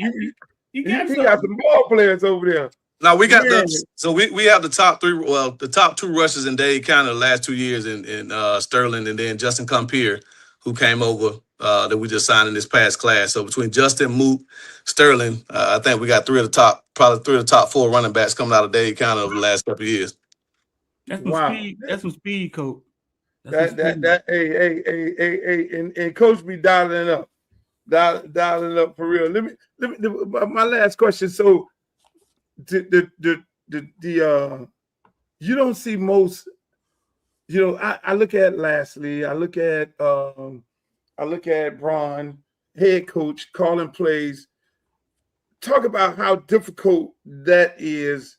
You're running a team, you're calling the plays, you're watching defense, watching offense, special teams. You got something going on the sideline. If you could, because and then a lot of people say, oh well, they want the head coach not to call plays, but you do an excellent job in it. And I always, not just because you own it, I've always had a major appreciation for your offense and how you dial things up and how you, like you said, you put players in a position to make plays and make the team better. What's that mindset and going into the actual game of how you manage an entire team by being a play caller? Well, I'll give kind of my thought process on it, and I use an analogy that you probably can relate to. One, I think you got to have really good people around you. You got to have a defensive coordinator that you trust. You got to have a special teams coordinator that you trust, because obviously I can't spend as much of my time on that side of the ball. I can't really during the day go and sit in with the defensive staff, or I try my best. We do special teams meetings right after staff meetings, so I'll sit in on those real quickly. But I don't get to spend a lot of time, especially during practice, on the defensive end. All my attention and focus is on the offensive side of the ball because, obviously that's what I'm calling the game. I do have an offensive coordinator that runs practices basically and calls all the plays in practice. And Coach don't win out on us again. Coach don't win out on us. I see him. I can see. Oh well, that's behind a little bit. Coach got some stuff down there, Luke. Coach got some guys. He do. Pierre, it's all your fault. Pierre is the engineer here, ladies and gentlemen. Pierre Rutledge. And it's his fault that people go in and out around here. I tried to get my last. No, Coach got some guys. You looked at the roster, huh? Yeah. Coach got some guys down there. Coach gearing up to go fast. Why was he able, you know what I'm saying? Hey, but the key to it is that you heard was use the personnel in the proper position. Use what you got. I mean, ladies and gentlemen, that was Coach. There we go, Coach. There we go, Coach back. Yeah, so I'll finish it up. But like I said, you just gotta have good people around. So I'll relate to kind of what you kind of made world renowned in the music industry. It's kind of like producing and writing. Mm-hmm. You know what I mean? Like you, if you came up as a big time rapper and you know how to put words together and all those things, then all of a sudden you say, okay, well, I want to produce my own music. Then you learn how to do that. Well, you could do both. You know how to do. You ain't gonna give up rapping because that's how you made a name for yourself. But now you learn how to produce as well, and so you become that Luther Campbell, that Kanye West, that type of person that can do both. Whether you're an actor and a movie producer, or a performer and a producer. So it's kind of the same thing. You don't give up one to be the other. Like I cut my teeth as a play caller. I became known as a prolific play caller. Well, obviously becoming the head coach, I still keep that aspect as a play caller. I just now have to be the producer, and I better make sure I got a really good production team around me to make sure that everything flows smoothly. So, some people give it up when they become a head coach, give up the play calling. I love play calling. I have a passion for it, just designing things and putting guys in position. But for me, I've had to learn how to delegate more and build a team around me that I truly trust to do their job. I'm not a micromanager. I can't be. Right. You have to do your job to allow me the chance to do mine. I think that's why we've had success doing it that way. Yeah, Coach, you had Barack Obama come to your practice. I mean, I didn't. Take my hat off. The man had Barack Obama. No, I didn't. I didn't do that, Lou. That was April Fool's joke. Oh, they got y'all got me. Damn, y'all got me. I'm sitting up there. Hold on, that was gonna be my last and final. I'm like, okay, all right. They got you. Look, man, hold on. How did you feel with they got you, man? They got you. Now, you can make it happen. You can make the call to make it happen. We actually need him to come down here, so we know you can get it done. Yeah, I'm gonna do that. Hey, I gotta send my man the picture because oh Lord, I'm They sitting got up you, there man. like, hold on, man. Get the president out there. I'm Hey. retweeting. Hell yeah, congratulations, coach. And y'all got me on the joke. I can't believe this, man. Coach, you ran the 5K this weekend? I did. You did? I was in the Marines. We ran 3 miles all the time, and I never got used to that. How did that go for you? I tell you what, so I try to get about 3 miles in a day. Now God. I You didn't run used to on. it then. Yeah, but I'll tell you what, I didn't know I ran it that fast. Like when I got done with it, I looked down at my watch. It was record time. I hadn't run 3 miles that fast probably since college. So I paid for it later on. Trust and believe, I paid for it all day Saturday and Sunday. I ain't moving in. So I took Sunday off and got back at it today. That's probably why I'm sweating because I just got done working out. But no, I mean, it was a good cause. You know, two of my classmates, schoolmates are attorneys.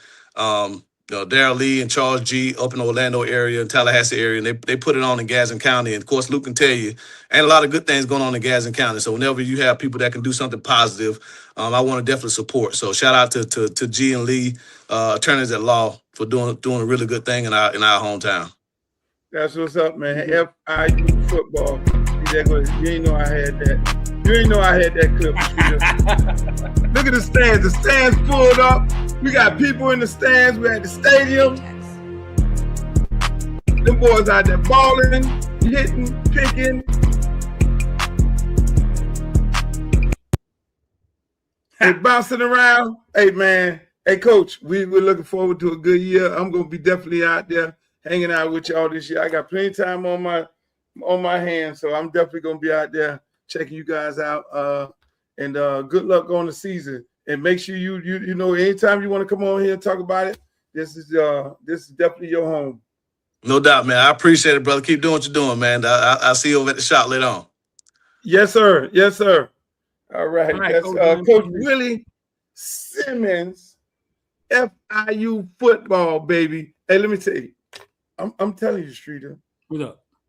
That parking lot, if they released the restrictions or whatever it was before that parking lot, that's like the biggest cocktail party you can ever imagine. The DJs pumping all kind of music out there. They got a grown folks section in there. It's almost like you know what it reminds me of? It reminds me of Jazz in the Gardens. You know how you had the section over there with the hood at, and you had the regular people over there. It's just a big party. And I always before the games? Yeah. And I always been like, why the game going on too? Now I always said, hey, look, y'all gotta cut the music off. You gotta cut the music off to make them say, hey, cut this music off, not going to the stadium and turn the stadium into the party. But no, man, it's something else. Now they got some exciting players you just mentioned. Yeah. He was able to capture some of this South Florida, this talent that we always wondered, like why does the talent skip FIU? Like they should be getting some of them. No, he got some real South Florida talent down there. Yeah, some dudes. I mean, hell, shit, Ford, Johnny Ford, brother, man, we already know that's a human highlight. That's I can see him now. Them other teams, they got to play South Florida. That was Johnny Ford. The brother started out playing there. He was over there with my man, the brother coach over there. No, he was over there with Willie Taggart. I know that boy gonna go over in there with some kind of feeling. The first game up there in South Florida, that's gonna be good. Now, here's something I want your opinion on. NIL, the conversation again. April 16th. NCAA President Charlie Baker sent a memo to every school in the country after meeting with leaders in Washington. And here's the headline you need to understand right away. The NCAA is no longer waiting for Congress to fix college sports. That should get every parent's attention. Now, here's what's happening behind the scenes. Charlie Baker has been meeting with members of Congress, including leaders like Senator Ted Cruz and Senator Maria Cantwell. They've been working on federal legislation to stabilize college athletics. You may have heard of it. It's called the SCORE Act. The problem is it's stalled. There's no clear timeline. There's no guarantee it's going to get passed. So now the NCAA is moving forward on its own. In his memo, Baker said something that really stands out. He said NCAA membership is not waiting for others to act. That's a direct message. And he also said they are pursuing solutions that are, in his words now, pro-competition and legally defensible. Now, let me translate that for you. They know these rules are going to be challenged. They know there's going to be lawsuits, but they're moving forward anyway because the current system isn't working. So what are they actually changing right now? There are three things you need to pay attention to. First, eligibility rules. There's a proposal to move towards age-based eligibility. That means your child's clock could start at high school graduation or at age 19, and they would have a 5-year window to compete. What does that mean for you? Fewer exceptions, fewer waivers, and less room for mistakes. Second, transfers. The NCAA is cracking down on what they call ghost transfers. It's when a player moves without properly entering the transfer portal. If a school allows that player to compete, the penalties are serious. We're talking about head coach suspension and major fines. That tells you how big of a problem this has become. Third, they are trying to simplify everything. Right now, there have been dozens of lawsuits around eligibility. There were over 1,000 waiver requests this year alone, and courts are starting to get involved in decisions that used to be handled internally. That creates uncertainty for everyone, for schools, coaches, and for families. So let me simplify what's really going on. The NCAA is trying to regain control of college athletics. Right now, the power sits in three places: the transfer portal, NIL money, and the courts. And the NCAA is trying to pull that back before the system gets even more unstable. Now, here's what this means for you as a parent. This is where most... So you get the gist of it. It's like these rules change every day. You're going to start a clock while a kid is still in high school, give them 5 years. I mean, what's your opinion of this? What you just heard? What's so unstable about it? You're starting the clock, regardless of whether the kid is on a college football or whatever team it is. His clock is starting at 19 years old, even if he's still in high school.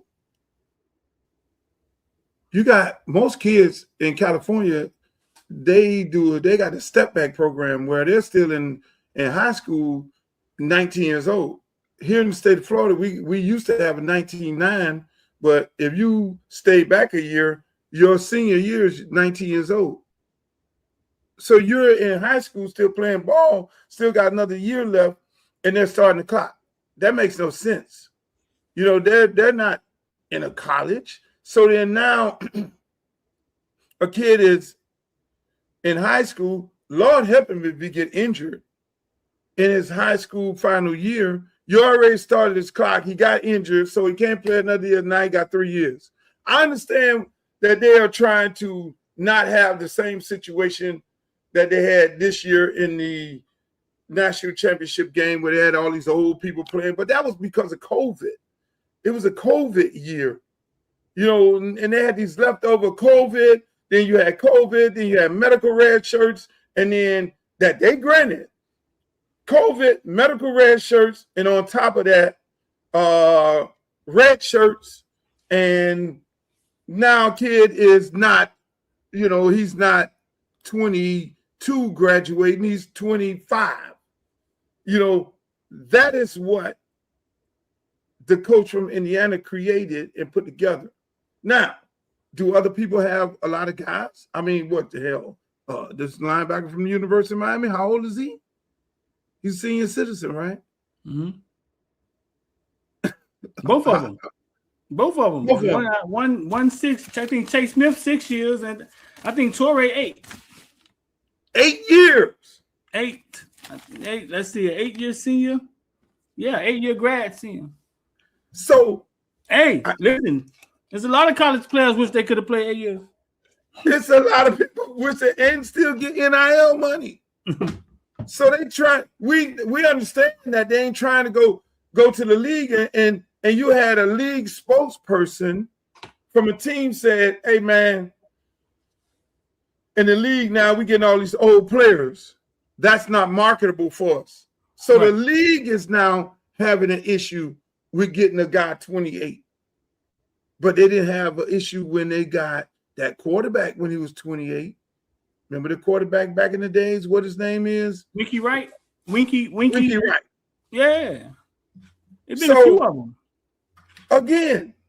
Again, all of a sudden, when the money start flowing, then now it becomes questions. What you heard him say earlier, which I've been saying a lot, Nick Saban and others and the people and the powers that be in the NCAA have been talking to congressmen and women to try and push legislation. And I told y'all this a long time ago, maybe 6 months ago, when I saw it happening, because things don't happen right now. They put them in play.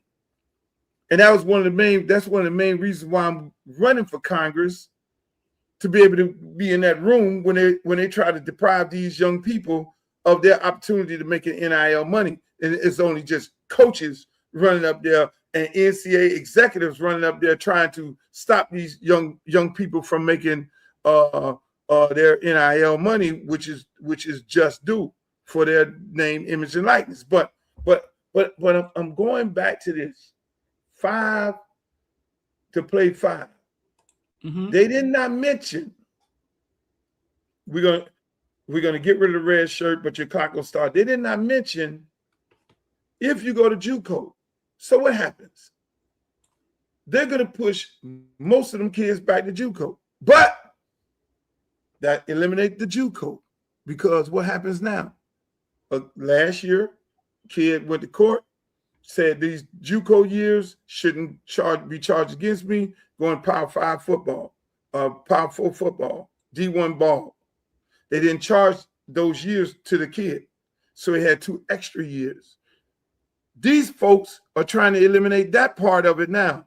Oh, we're going to start your clock at 19 years old, regardless of whether you go to JUCO or not. If you're in high school, that's when your clock starts. That's bad, Streeter.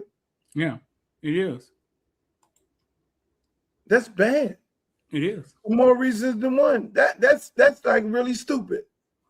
No, they are working against, and they're working against Miami too. Today, Ty Simpson came out and said Miami offered him $6.5 million to stay, and he thought about staying in college.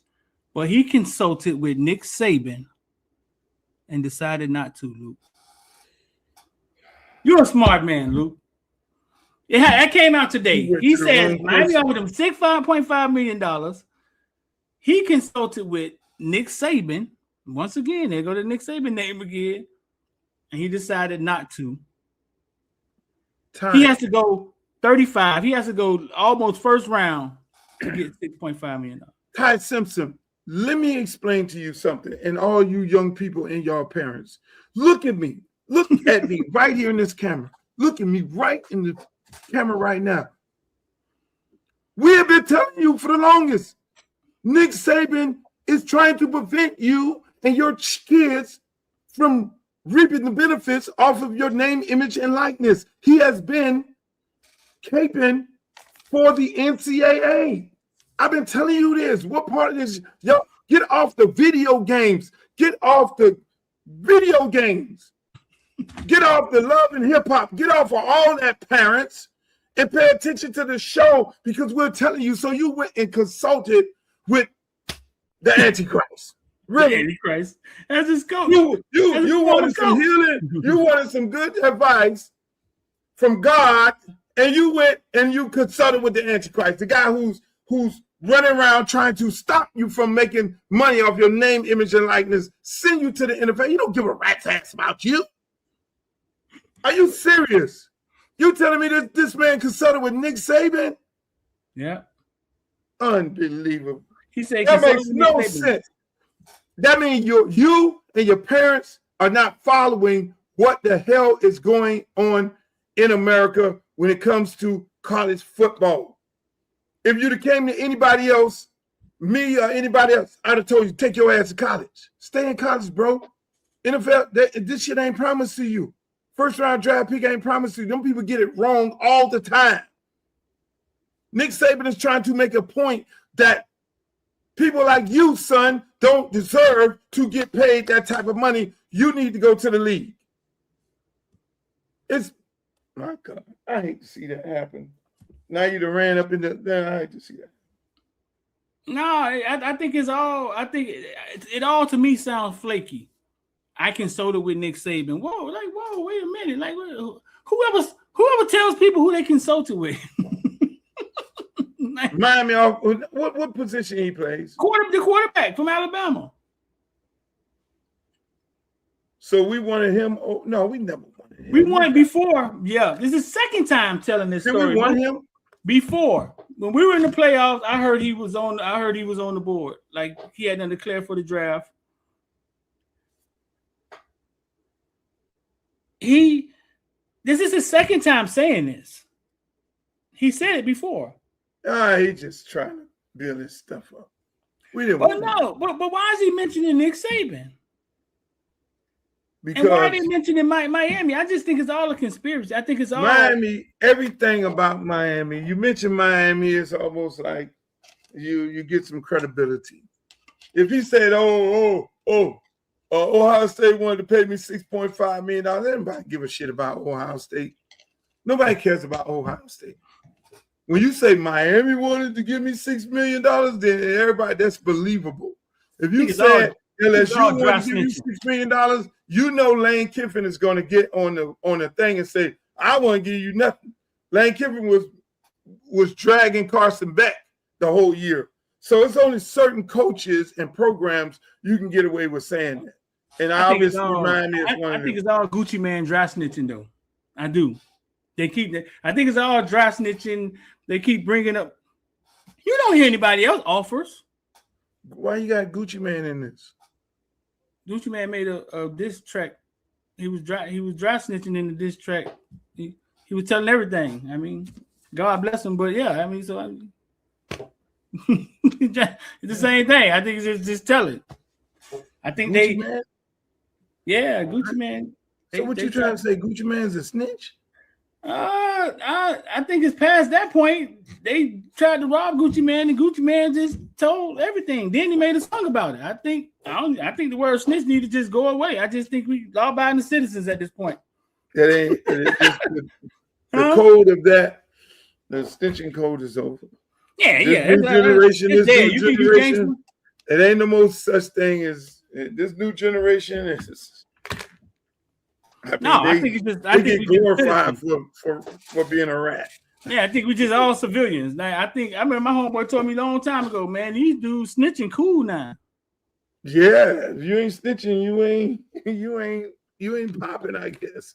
That's why I'm glad I'm old. Y'all call me old, all y'all. I'm so glad that I'm old, that I lived in a time where I got to see the greatest basketball player ever played, which is LeBron James, and I had to fight with my son because, Michael Jordan. I had to fight with my son when he talked about LeBron James and all that. I'm glad I saw Muhammad Ali. I saw real boxing. Y'all getting jacked up. They on ESPN getting jacked up for MMA. They're literally interviewing people who are getting ready to do fake wrestling.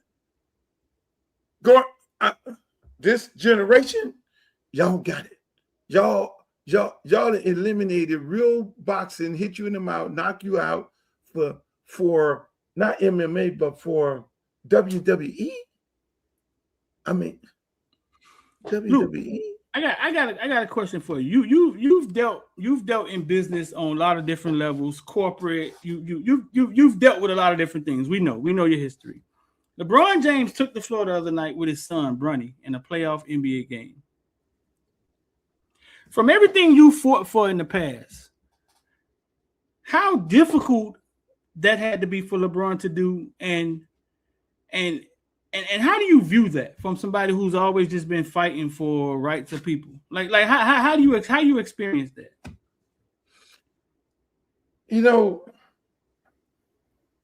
That's Bronny is a very good player. Mm-hmm. If Bronny wasn't LeBron James' son, Bronny would be a very decent, up and coming NBA player, just like Bryce. But unfortunately, when you're a celebrity son, you get heavily criticized. Right. And a lot of people, a lot of coaches don't want to be, oh, I'm putting his son out there because that's LeBron James. Oh, I'm going to make it hard for Shedeur Sanders. Oh, I'm going to make it hard for these top of the line athletes. So the kids, no fault of their own, get the brunt of just bad people. They get the brunt of bad people, bad coaches who cannot separate, who worrying about what everybody else is saying if they start or if they draft Shedeur or if they draft Bronny, or if they put Bronny on the floor. Oh, Bronny is out there because his daddy and all these different things like that. No, Bronny is out there because he can play.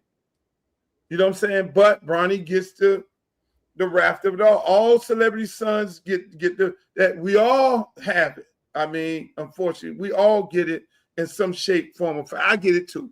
And there's nothing we could do about it. We're hurt and we feel sorry for our kids, but there's nothing we can do about it. We have to weather the storm because it's the good and the bad. It's the same thing. I have to talk to my son all the time about it. Hey, there's gonna be situations where people gonna respect you for your game, and they're not gonna judge. They're not gonna deprive you from playing because of your daddy. They'll just respect you. So a lot of parents, celebrity parents, go for that. Go through this. It's very difficult things. So you see us. We sit on the front row of the basketball court with our kids. You see us. We are in the suites with our kids at the stadium and all this. It's almost like, but then when it comes to the decision of grown-ups, then it becomes, oh, you're playing Bronny because LeBron is on the team. No, this man played because this man put the work in. And every time he goes out there, he shows up. Same thing, like I tell my son all the time, you're in the same situation as Shedeur. And look at Shedeur. Shedeur never wavered.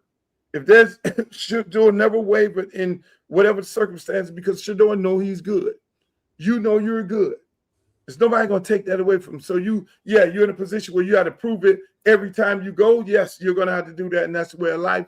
Unfortunately, because you're my child, you're going to have to deal with that. So our kids have it a lot more difficult than the average kid. We, like I say, it's a good and the bad.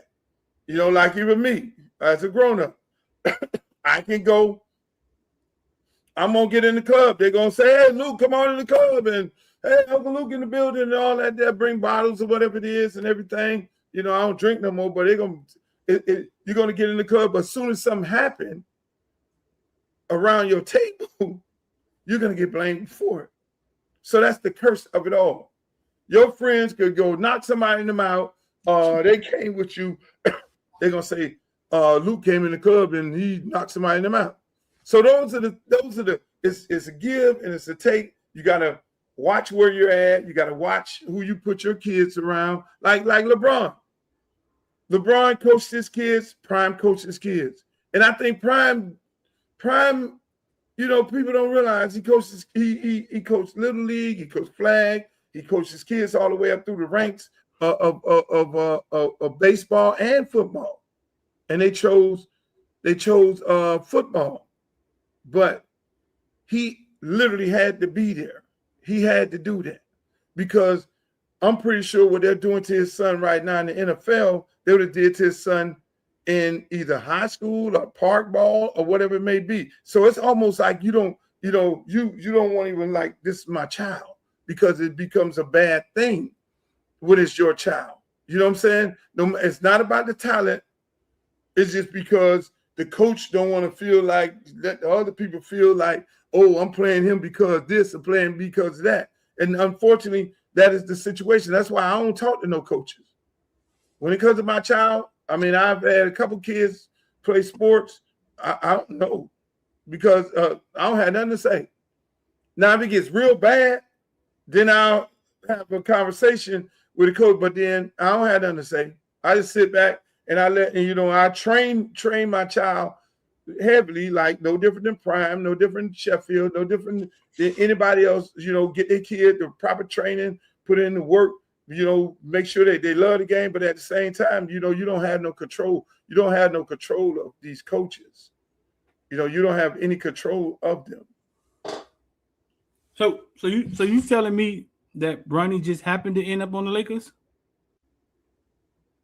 The Lakers drafted Bronny. Yeah. And I'm pretty sure the Lakers made that. If you looked at that draft, right? Mm-hmm. Everybody said, well, Bronny was averaging 2 points a game. If you look at that draft, I could guarantee you 50% of them dudes was averaging 2 and 4 points a game in college basketball. Did you answer my question?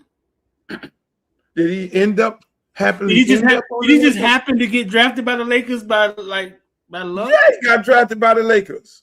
But was it by design or was it just by? You don't think there was a conversation had behind closed doors? I don't know. I look at it like this. Okay, I look at it like, because I understand exactly what you're saying. Right? How many other guys before Bronny is playing better than Bronny right now? Go to your chat. Bronny brawling, G League and NBA. He looks pretty good at it. That's what I'm saying.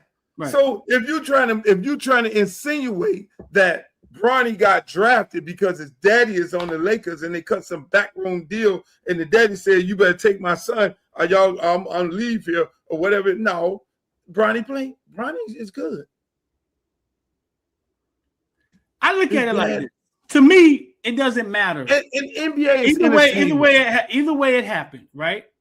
Whether it's what you're saying, right? Or whether it's LeBron saying, hey, listen, and negotiating and getting in the room with these people and able to have that power, right? To even suggest that, to me, is amazing in itself from a business standpoint. Because we've seen great players have zero power, right? When it comes to picking a team or even to have that leverage. I think it's all amazing to me. See, that's what I'm saying. I'm not saying Bronny can't play. What I'm saying is for his dad to be able to have that power and have that business acumen for them to walk in there and be able to say, hey, XYZ, and it happens on that level is just as amazing to me, if you ask me. But it is amazing. And unfortunately, the way it's going down with the Shadors and everybody else of the world, you damn near got to do that, to be honest with you. And that's exactly what I'm saying. Prime had to sit there, a celebrity, and watch his son dropping the draft. Right.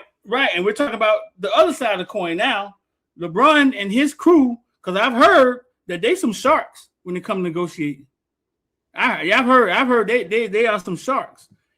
I think it's amazing either way, bro. I think it's amazing either way. Either way it happened, I think it's pretty amazing. Look, so you can the way this shit is going down, the way it's going down right now with celebrity kids, social media, and how they're being treated.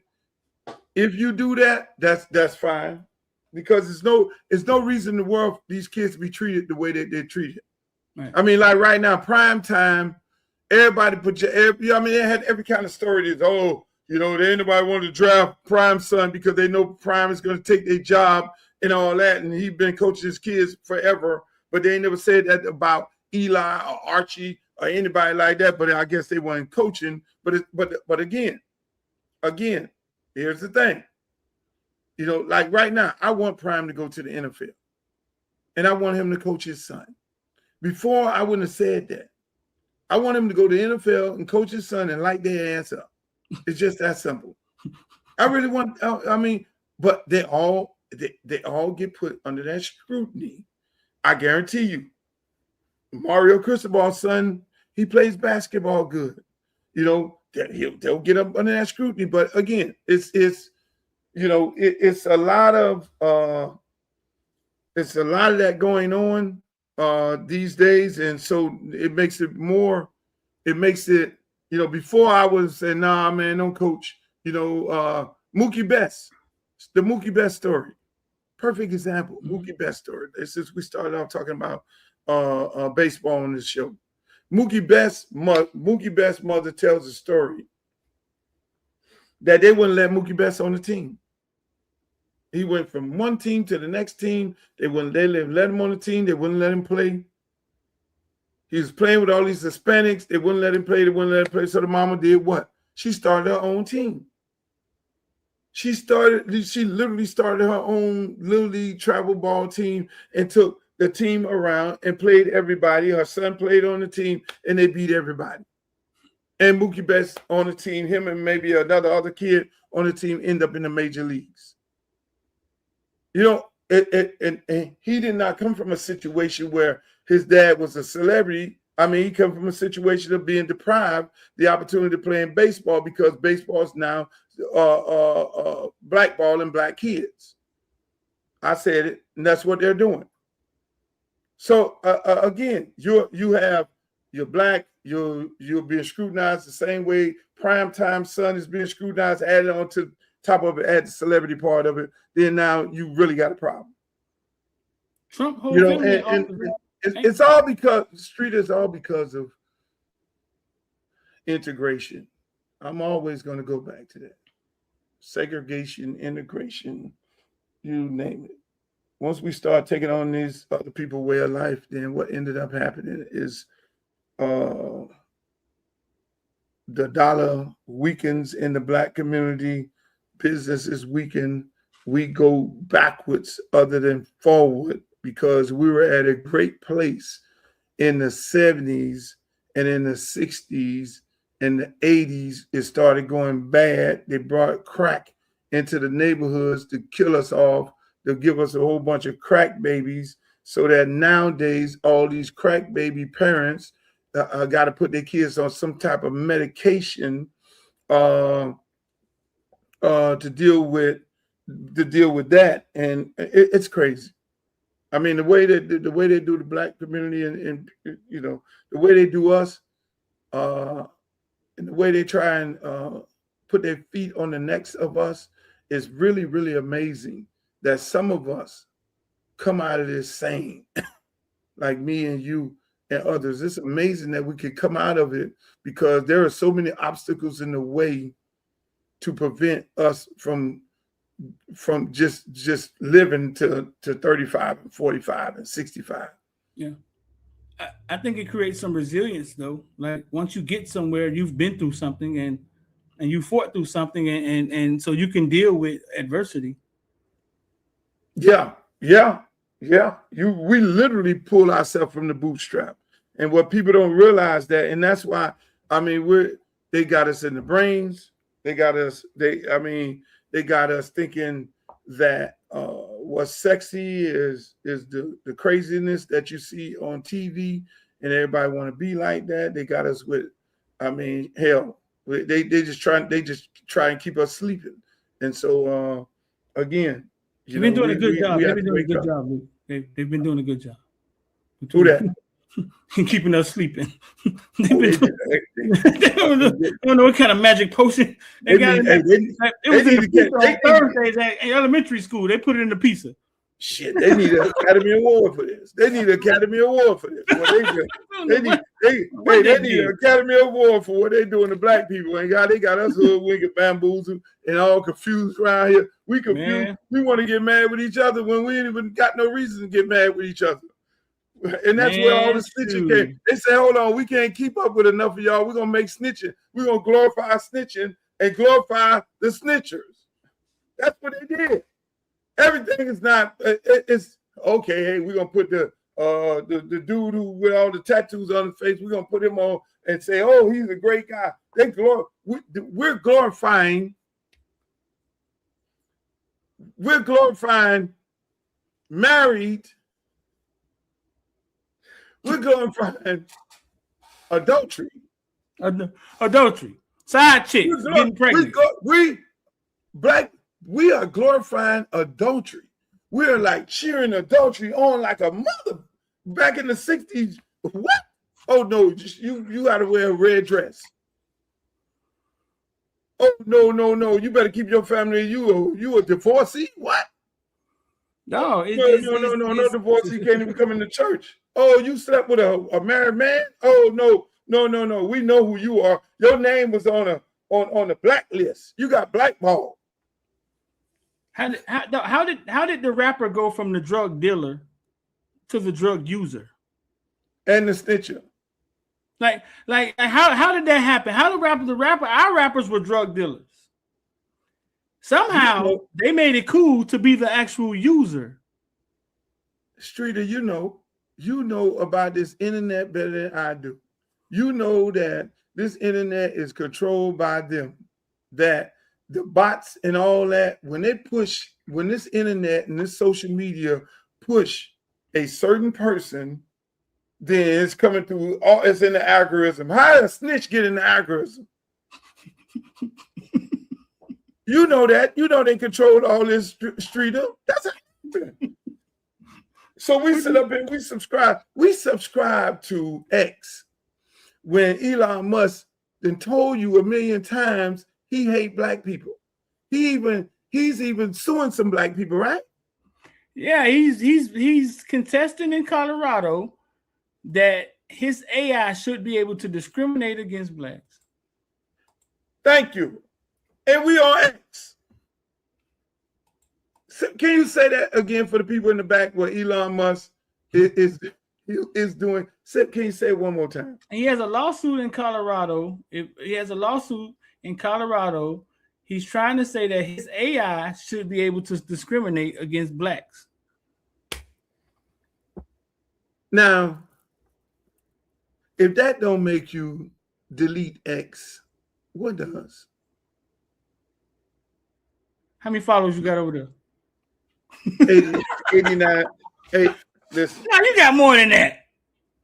Streeter, this is how screwed up X is. I've had 89,000 followers for the last 5 years. According to X, I have not gained one more follower in 5 years. I've had 89,000 followers in 5 years. Now, you tell me something ain't wrong with that. You tell me the man ain't controlling that. You got 98. So you're saying you've been stuck at 98 for 98 5 years? You done been viral numerous times. No. I was 89.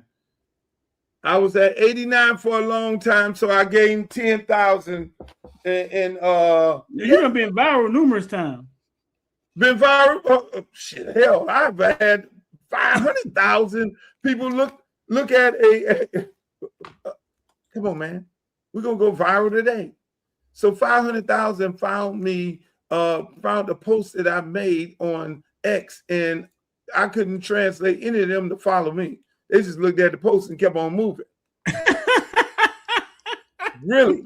I go file for a TikTok account, ain't even verified, don't even know how to verify. And I got damn near 200,000. And I just fired up that account. Any account that I open up, I'm automatically over 100,000. Not X. Make it make sense. X is, I go over there. Listen, I go over there and I'm going to keep it.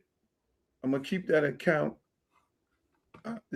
So one thing Trump did is jumped up out of there and created his own social media. I think that's what I'm going to end up doing, create my own social media and just hang out over there with my own social media. X is a place where it's a bunch of devils at. It's ran by the devil, and it's a bunch of devils over there. I shouldn't say that. All y'all ain't devils or X. But at the end of the day, that's pretty harsh. That was pretty harsh. Yeah, it's ran by the devils. That's pretty harsh. In my opinion, it's ran by the devil. If the owner of X is suing black people, what he's not the Antichrist? This man, daddy, allegedly one of the people who had Nelson Mandela locked up in jail. Wow. This man just came. Go read that. This man did the Heil Hitler salute and said, "Oh, I didn't do that." But y'all I won't buy no electric car. I will not buy no Elon Musk car under no circumstances. No. I mean, It's amazing, man. The stuff that we go to, even just going through his whole situation, it is amazing of what we do and what we stand for.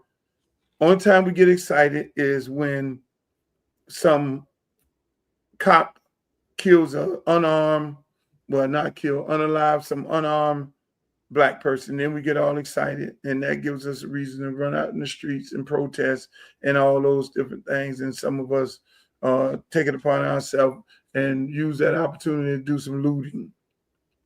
But anytime other than that, we're asleep at the wheel. You just told me about a parent sleep at the wheel asking Nick Saban, should he take $6 million or not? That's the most ludicrous thing I've heard today. I'm pretty sure I'm going to hear some more things. We talk about Black Wall Street and about us being together and how far we have moved from our traditional values to where we're at right now. Come on, man. It's all in the cards. I mean, we shouldn't have to sit here and worry about somebody else doing something for us. I mean, how many Black people sit in the media room with you at the University of Miami? On a consistent basis,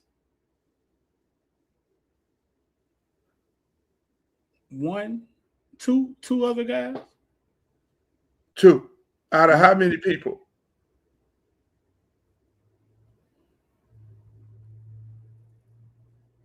Maybe 15. Look at those numbers. That's covering media. Something that we don't feel that we need to be a part of. That's why when I used to do the column in the Miami New Times, I did it for a reason. I did it for free because I felt like we need to be a part of the media. We need to be speaking our truth in this newspaper here. And so I had a very, very popular column. I decided to stop doing it because I got tired of doing it, but it was very powerful column, probably arguably one of the most powerful columns that they had in that newspaper, because I know that media is the main artery of this country. Law, media, and Hollywood.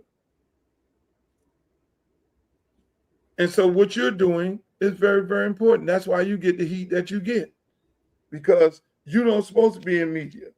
You don't supposed to understand that aspect, because through media is what they use and they create propaganda. They want to tell the story that they want to tell by the person that they want to, by the person they use to tell it.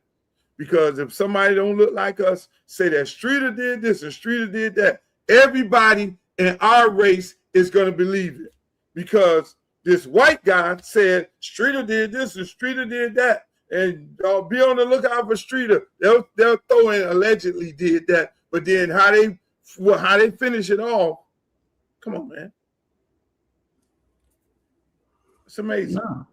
No, you're right. Hey, so what's next on the horizon for you, Streeter? Where we going at? What we doing? Well, I mean, that's it for what's in that football season. So now it's just the villains, man, and spring football, high school football kicking in. Boy, what you about to do, boy? Boy, what you gonna do with your time? My time is running for Congress. Listen, man. This is a undertaking like no other. It's like, put it like this. It's like starting a new business with a whole bunch of new employees that you got to learn. They got to learn you. And then you got to you got to hire and you got to do some firing because everybody ain't on the same page, and you got to watch what's going on because, in all new businesses, you have folks coming in, they will, they'll rake you across the head before you know it. You look in your bank account, you ain't got no money. It's almost like when I tell football players, don't get into the music business unless you have somebody in your family that understands the business, because they will have you spending money on things that you don't need to spend money on. And that's the same thing with any new business, and the same thing with this campaign. But the campaign is going well. We got a good team of people. We're gonna add some more people on. Everybody want to know what we're doing all the time and what we're trying to do. I got a big announcement. A big one. In Atlanta, we're gonna do a fundraiser with Ludacris and Shaka. Shouts out to Shaka and Ludacris and that whole gang out there in Atlanta. I'm gonna release the dates on on and the ticket information, which will be a fundraiser for the campaign. In Miami, we're gonna have another fundraiser, Formula One weekend. I'm gonna announce the artist that's gonna be a part of that. We're gonna have another fundraiser with Rick Ross. We're doing a fundraiser with him. He's confirmed. Him and his sister, Trick Daddy and Trina, is going to do a fundraiser also. That fundraiser is going to be in Palm Beach. I'll give you the location of it. I can't give you the locations because they're private. The only way you get the location is you purchase the ticket. That means you're going to have to log on to the website and go to the site, and then that is how you purchase the ticket. These are private and it'll parties? give you the information. Is invite only? It's private parties. These are It's invite a only? private. It's a public-private thing, because what people don't understand in fundraisers for campaigns, you have to, in federal campaigns, you got to go through this thing called Act Blue. So you buy a ticket. We don't want it to be a public thing because we don't want 1,000 people showing up at the door because they want to see these artists. I mean, the one in Atlanta is going to be super big. You got everybody from T.I., Killer Mike, Ryan Cameron, Greg Street. You got all these guys going to be showing up to that one out there. And so with all of them, I mean, same thing here. The one in Formula One weekend is going to be bananas. The Rick Ross one, his location is super dope, but we don't want it to be an event. We want it to be private, semi-private, but the people who purchase the ticket, they'll purchase the ticket through our website. And the website will then give them the address. It's almost like RSVPing. We're going to do one in Houston with Scarface. He already committed to doing a fundraiser up there. Shouts out to Scarface. They told me he said some beautiful words about me running at the Carol City picnic. I don't know why Martin or anybody didn't send me that footage. If they said something negative, they would all send me some footage. But shouts out to Scarface. Hey, but yeah, man. I mean, the campaign going good, man. We're in that fundraiser process. Haitian Flag Day is where we're gonna really kick off, grind, and really just start banging them streets hard all the way to August. I mean, we're gonna hit all the high school spring games. We're gonna hit we're gonna hit the parks. We're gonna hit everywhere, because this race is very, very important, Streeter, for more reasons than one. We have an opportunity to create, bring back Black Wall Street in this district. I mean, a lot of Hill Lakes, Tamarack, Sunrise. These are all Caribbean, African-American cities, Belgrade, Pahokee, South Bay, River Beach. These are prominent Black neighborhoods that we could do some great things in. We could bring some real dollars into the district and make a difference in the world, because shit, man, that's what you want. That's why it's so attractive. Everybody's like, well, you're from I lived in Broward County for 15 years. Why you want to run for in Miami? No. Miami is gave away. They gave Miami away. We gave Miami away. Miami is gone. Who we gave it to? Miami live in Broward. Who we gave Miami to? Cubans. And the Cubans then gave it away to the foreigners. That's why right now you got a white mayor. Think about it. Little Havana ain't Little Havana no more. Little Haiti is not Little Haiti no more. So the Cubans took over it, and then the Cubans got gentrified. So we gentrified the white people in Liberty City, my parents and Black people that got, when Overtown got blowed up by the I-95, we gentrified Liberty City, took over that. They're now taking over that. So Cubans came in, took over, gentrified us. Now it's being sold again to the Europeans and the foreigners. So everybody spread out all over the place. Most people done went to Broward. And that's why Broward was blue. Homestead, they sent around the Homestead, right? Homestead is popping. Homestead is popping. If that traffic wasn't that bad going down there, I probably have been bought me a house down in Homestead. Homestead been popping. And they just kept moving down there. That's why when you look at Belgrade, Pahokee, and South Bay, you see a lot of rural area, but you see a lot of land that you can really build some things out there. I see my vision for them over there is out of control. No, I'm not running for mayor. I'm running for Congress. And so even you ride down Sistrunk, you ride in Tamarack. All these things are right there near the ocean. They're like these. Sistrunk goes right into from Sistrunk to condominiums, $5-6 million, like 5 minutes away. Things like that. So you build within the infrastructure that you build in, because you got the comps, and you create, you build onto this black neighborhood that you already have, that's already set in place. Same thing with Riviera Beach. I mean, Riviera Beach is on some prime property. They're trying to push them people out through the water plant, through bad water. Daggone well, as soon as they get enough black people out of Riviera Beach, all of a sudden the water plant gets fixed. And that's me. No. My job is to keep them people there. Create infrastructure, bring jobs, the real serious jobs that people can afford to stay in these areas. People can't afford. When you can't afford to stay somewhere because the pay ain't matching, what this guy knocking on your door, then you have a tendency of saying, okay, I got to leave because I can't afford to stay here. But if there's job creation, business creation where you can afford to stay, you'll stay. And so that's my job as a congressman. That's why I'm running. And I'm telling you, I'm running the street of, the people decide that they want somebody else, they want a career politician or some little boy or whatever the hell they want, then that's fine. I live with that, but I'm gonna go to Columbia. I got Columbia, because I'm always gonna have plan A, plan B, plan C. So I got Columbia on my mind. I have because I'm not gonna be crying too long. I'm gonna sit in the back and cry that they didn't want me for about 5 minutes. I'm gonna be in Columbia, or I'm going to what is it? Not Venezuela. I got Jamaica. I got the Bahamas. Son gonna be in college. I'll be doing Luke's show from over there. You getting out of here, dog? I'm gonna leave you, Streeter. You getting out of here? What?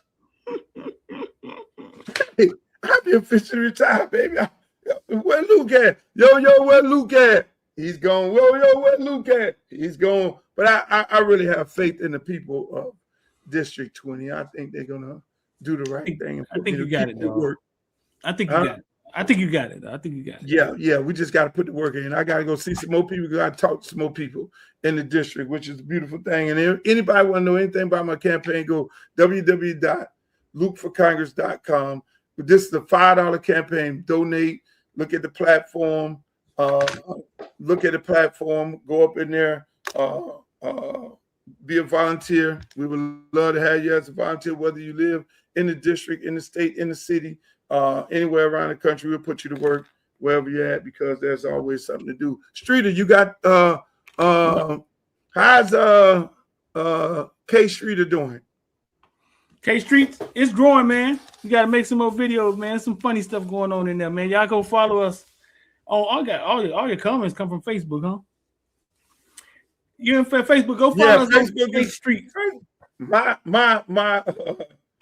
they said my YouTube was down, so my whole YouTube down. What happened to it? One of the young ladies hit me and said it was blue. I don't know. I hit some button on there earlier. Maybe I screwed it up, but we'll get it back up. They say it's blue. Say it was blue. You only see blue. I said, well, what happened? Somebody hit you in the eye? There's K Street right there, bro. Where's K Street? There it is right there. Go follow us on Facebook, man. K Street creates. I'm in there doing some funny stuff, man. Like showing my comedic side. Getting beat in Pac-Man. Check me out. Because I cheated one time, that make me a cheater, yeah. So if I cut her one time, that make me a barber.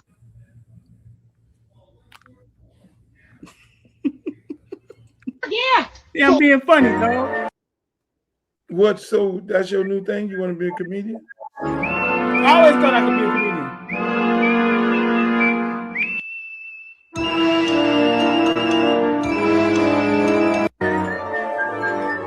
Yeah, dog. My creativity ain't just football, dog. Go follow us, man. K Street, man. Go follow us, bro. I ain't no one chick. I ain't no one chick pony. One trick pony. K Streets, man. Creates, man. Y'all come follow us on Facebook. Y'all already on there.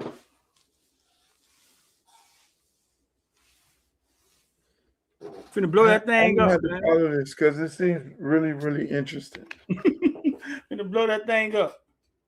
Ladies and gentlemen, that's my show today. Make sure y'all go follow K Street. I'm going over there to follow K Street. Sorry for you people that's on YouTube that y'all couldn't get me today. Make sure y'all go follow K Street along with my man Streeter of Footballville. Y'all follow him and keep up with all the current sports, youth sports, everything that's going on in the sports world. Follow him on YouTube, Instagram, Twitter, TikTok, X, all that. All that. All that and something. Hey, Streeter, I'll holler at you later. I appreciate you, my brother. One love, virgin. Hey, watch this. Hold up. Yeah. Hold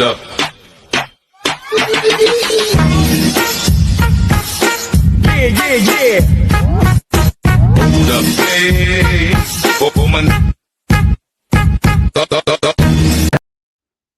Y'all like that?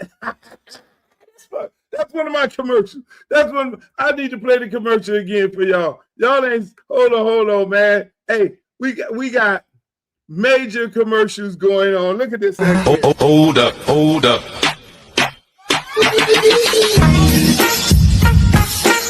Yeah. Hold up, hey, woman.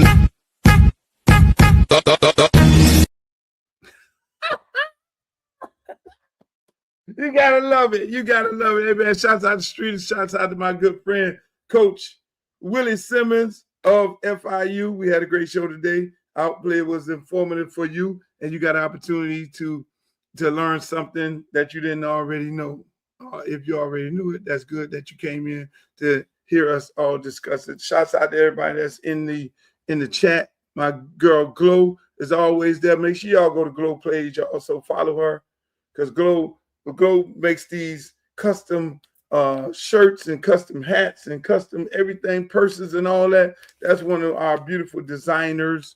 I'm gonna get me a Glow hat and put it on. Glow made my ex-mother-in-law a AKA hat. It was super dope. I should have got me an AKA hat so I can put it on to the show. But that's my girl Glow. Make sure y'all go follow her and buy some of her product. It's great, custom. Nobody else won't have it on. That's important. But again, I want to thank you guys for being here. Make sure you go to my website, www.lukeforcongress.com. I will be in the district doing a lot of meetings. I'm going over there. I got a date where I'm going with the pastors. And shouts out to Divine Nine of Broward County. I got to go over there and speak to that organization at the Kappa House in Broward, to the entire body of the Divine Nine, the leaders. And I had a great time. I mean, that was my first stump speech. I told the gentleman that set it up, I was like, hey, boss, you got to give me, because I can be long-winded. You got to tell me if there's a time limit. I heard the lady had a little button. I heard a little alarm go off. I was like, that's my time? She was like, yeah. I was like, boss, you got to tell me the time limit. But so I can give them the short one or the long one. But for the most part of it, people got the gist of our campaign and the platform is there. I mean, we're about affordable housing. We're about these youth, getting these youth jobs.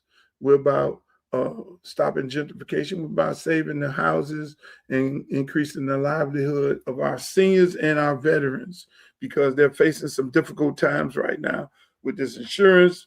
Parents don't know whether their SNAP benefits are going to be cut off. And I try to tell them. I heard one of the individuals who's running in the race, and he was scaring the people up in church. Your SNAP benefits are going to cut off. I'm going to be the congressman to stop you. They not cutting no SNAP benefits off. They ain't cutting no Medicare, Medicaid off. None of that is happening. And if that does, who's on SNAP? Who's the most people on SNAP? So the white people are going to cut the white people off of SNAP. Really? White people are the most people on food stamps. So people don't get caught up with that. No, it's about bringing the resources back to the community. Will I fight? If somebody say they're trying to get rid of SNAP, yes, I will. But I'm here to get my people off SNAP. Okay? My job is to get my people off SNAP.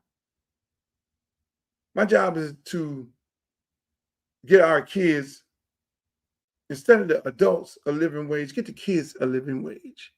But then the adults, get them real high-paying jobs. You got 2 ports. I can expand the port and get people in the community with very, very high-paying jobs, close to 6 figures.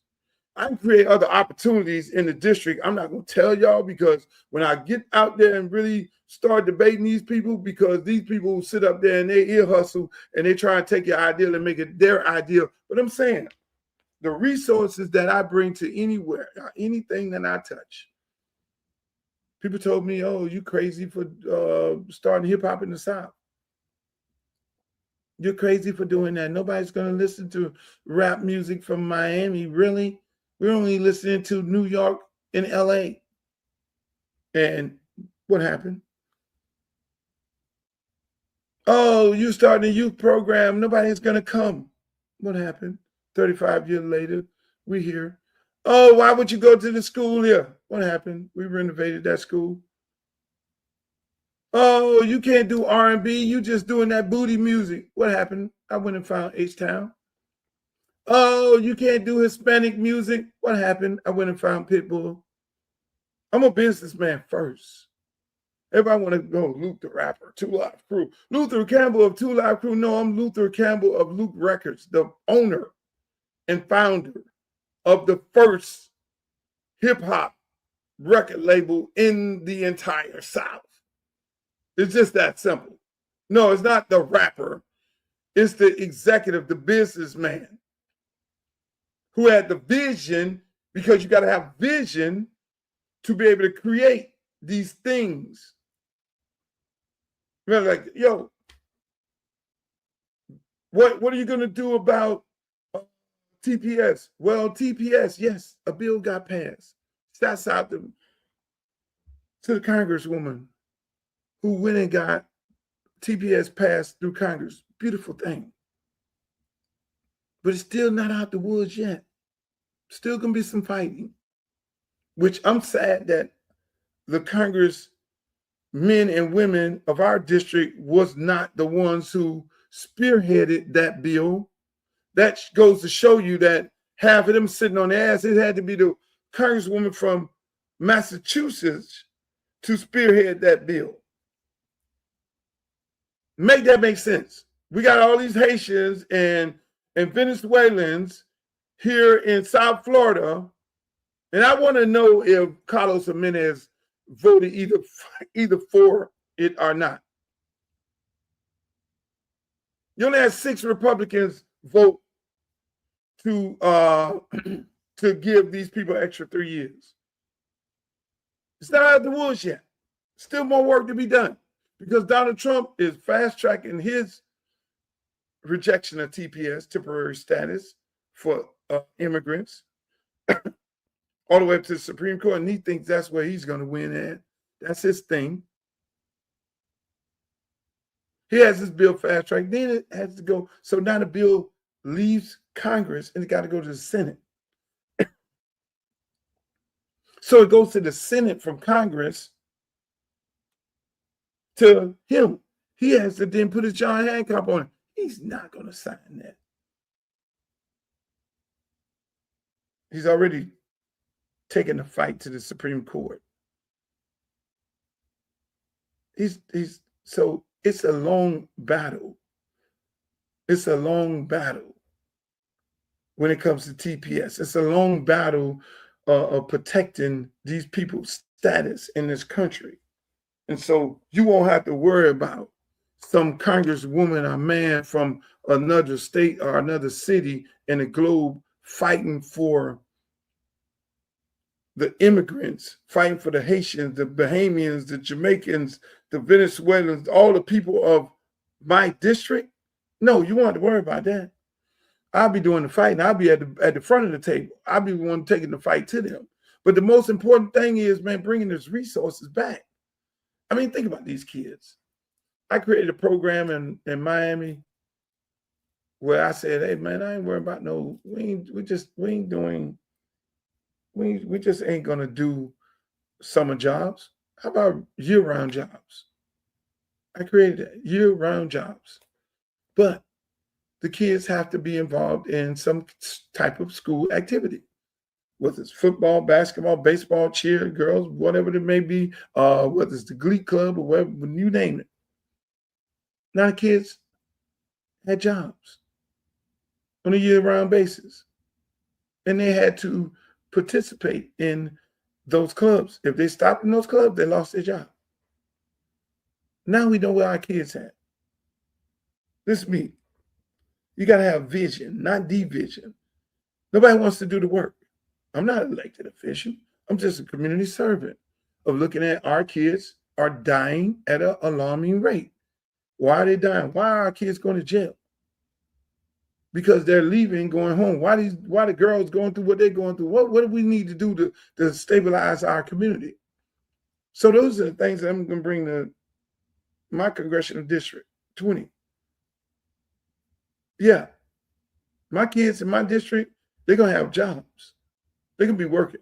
They're going to have a pathway of, if I don't go to college, how am I going to be successful as a girl and a boy? They're not just be sitting there it's going to be by choice that they sit down on a video game and choose a different path, which we know we can't save everybody.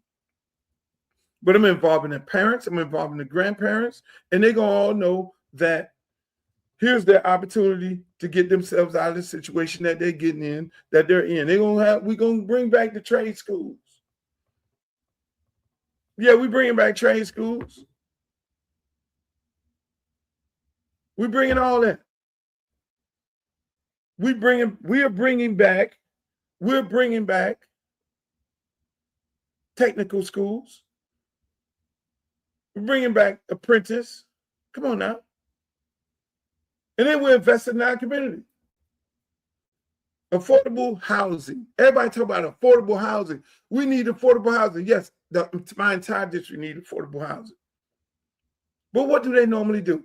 They go get a developer who don't live in the community, who come from outside the community, develop in the community. None of those jobs go to the individuals who live in the community because most of the people in the community don't have a trade. They don't know how to go work them jobs.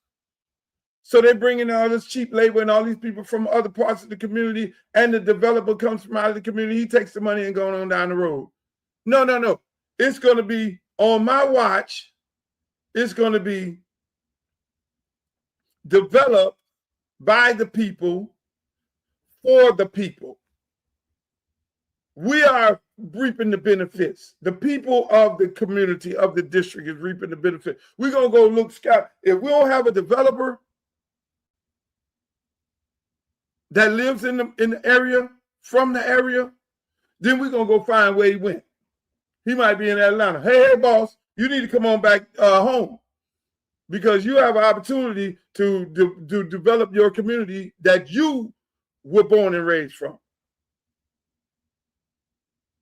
And you're going to then take the people from the community and put the resources back into them.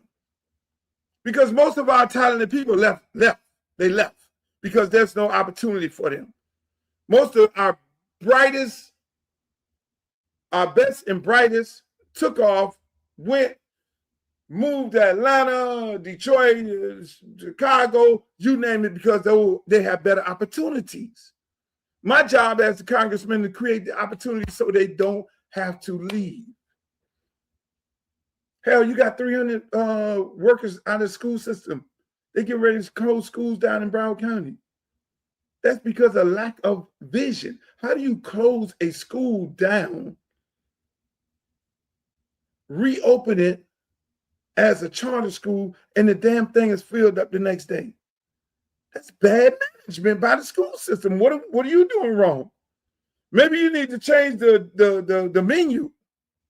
Maybe you need to change the way you're operating as a school. Maybe you need to offer some more programs. Maybe you need to do business a totally different way, because if you're losing students, therefore you're now firing staff, that means you need to really look at how you're operating. This ain't just happened in Broward County, it happened all over the country. Because we know the Republican thing is charter schools. Charter schools are not beneficial to Black students. I'm here to tell you. Let me tell you all that right now. That is another form of system that will set our students, our kids back. They ain't letting them in all the best and brightest charter schools. They don't let them in if they play sports. Hello, let's keep it a buck. So how about investing in our public schools, changing the way we do business in the public schools, bring in tech, bring in trades. Now you have, stop with this, these public schools. They cut the budget of the athletic department.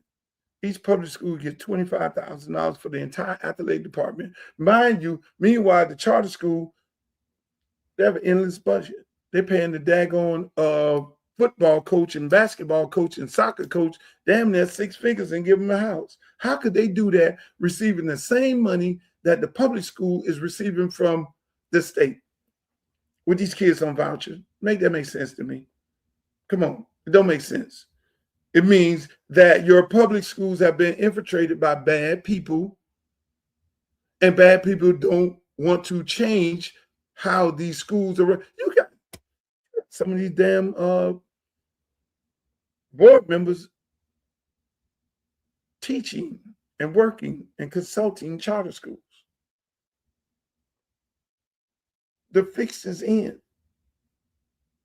So my platform is about helping these young African-American kids, these students in my district, have a pathway to a successful life and not a pathway to McDonald's. McDonald's is where they'll work at right now. But at the end of the day, they'll be in school getting them a trade. They're going to be happy to go to their local high school and get a trade. Mental health is real, people. Mental health is real. You see a man in Louisiana going unalive 7 of his kids and 1 cousin. People are depressed. We have to spend tons of money into mental health to identify the issues that these young people and adults are having. You have a mayor, assistant mayor, husband just unalive her. Wake up one day and unalive her. These are serious. We have serious mental health issues in our community that we're not addressing. People are crying. We got seniors losing. They got to make a decision whether they're going to buy some food or pay for their prescription drug because the insurance is killing them and they're about to get put out of their house. That shouldn't be. You got people in Riviera Beach boiling water. You only hear about Michigan. No, the same thing is happening in Riviera Beach right now. That should not be. So when people ask me like, look, why are you running for Congress? What you running for Congress for? What am I running for Congress? Okay, I get off the football field in my spare time. And okay, this is a big deal. This is a very important race for the people of Congressional District 20. People could get deported by getting the wrong congressman or woman. People get sick, because I know I can have a conversation with Marco Rubio. I know him. If I got to go around there and talk to Trump, I know him. Ain't nobody else in this race can do that. People lose, they're gentrifying Broward County and all parts of it. They're gentrifying River Beach. They're trying to even gentrify Belgaze and Pahokee. Thank God they got some mayors and some council members and all. They're telling the mayors and council members, hey, look, let us have this property. We're going to build a $700,000 house. Those folks over there are like, hell no, you ain't. Because they know what that means. So I commend those folks. And I'm going over there. I'm going to have me a town hall meeting over there. I commend those people for holding the line and not giving in to the developers. How could you tell these people, oh yeah, we'll give us that land? Because if you know anything about any city or municipality, a lot of people just evacuated, left their land, and they didn't pay the taxes, so the city owns a large part of the properties in the area. So when you go to the city, and the church owns most of the property, because the cities normally give the property to the church so the church can develop and to be able to develop for its constituents. But a lot of times the church don't have the money to develop, so they holding on to the property also. So the city has all this property. Developers come to them, yeah, we'll develop on these properties. So they say, well, what you trying to develop? How much the house is going to cost? Are you doing workforce houses for the people? Are you doing some development so that our people can stay in? No, we're going to build some houses for $700,000. Really? Who going to stay in these houses? You get ready to just tell us flat out, you get ready to gentrify our neighborhood? No, not on my watch.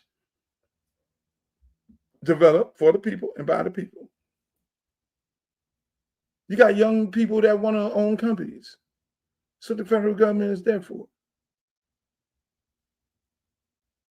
I create programs to do what? Bring money back to small businesses. Start your business.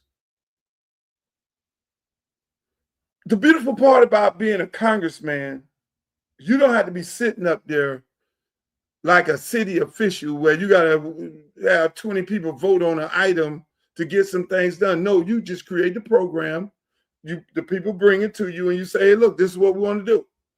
I want to be the champion of mental health. I want to start a outreach program. I need federal assistance to then go around, helping kids and adults with mental health. Fine, let's go. I want to develop affordable housing in our district, in the entire district, so people can be able to afford to stay here and keep them houses. Let's go. Let's do it.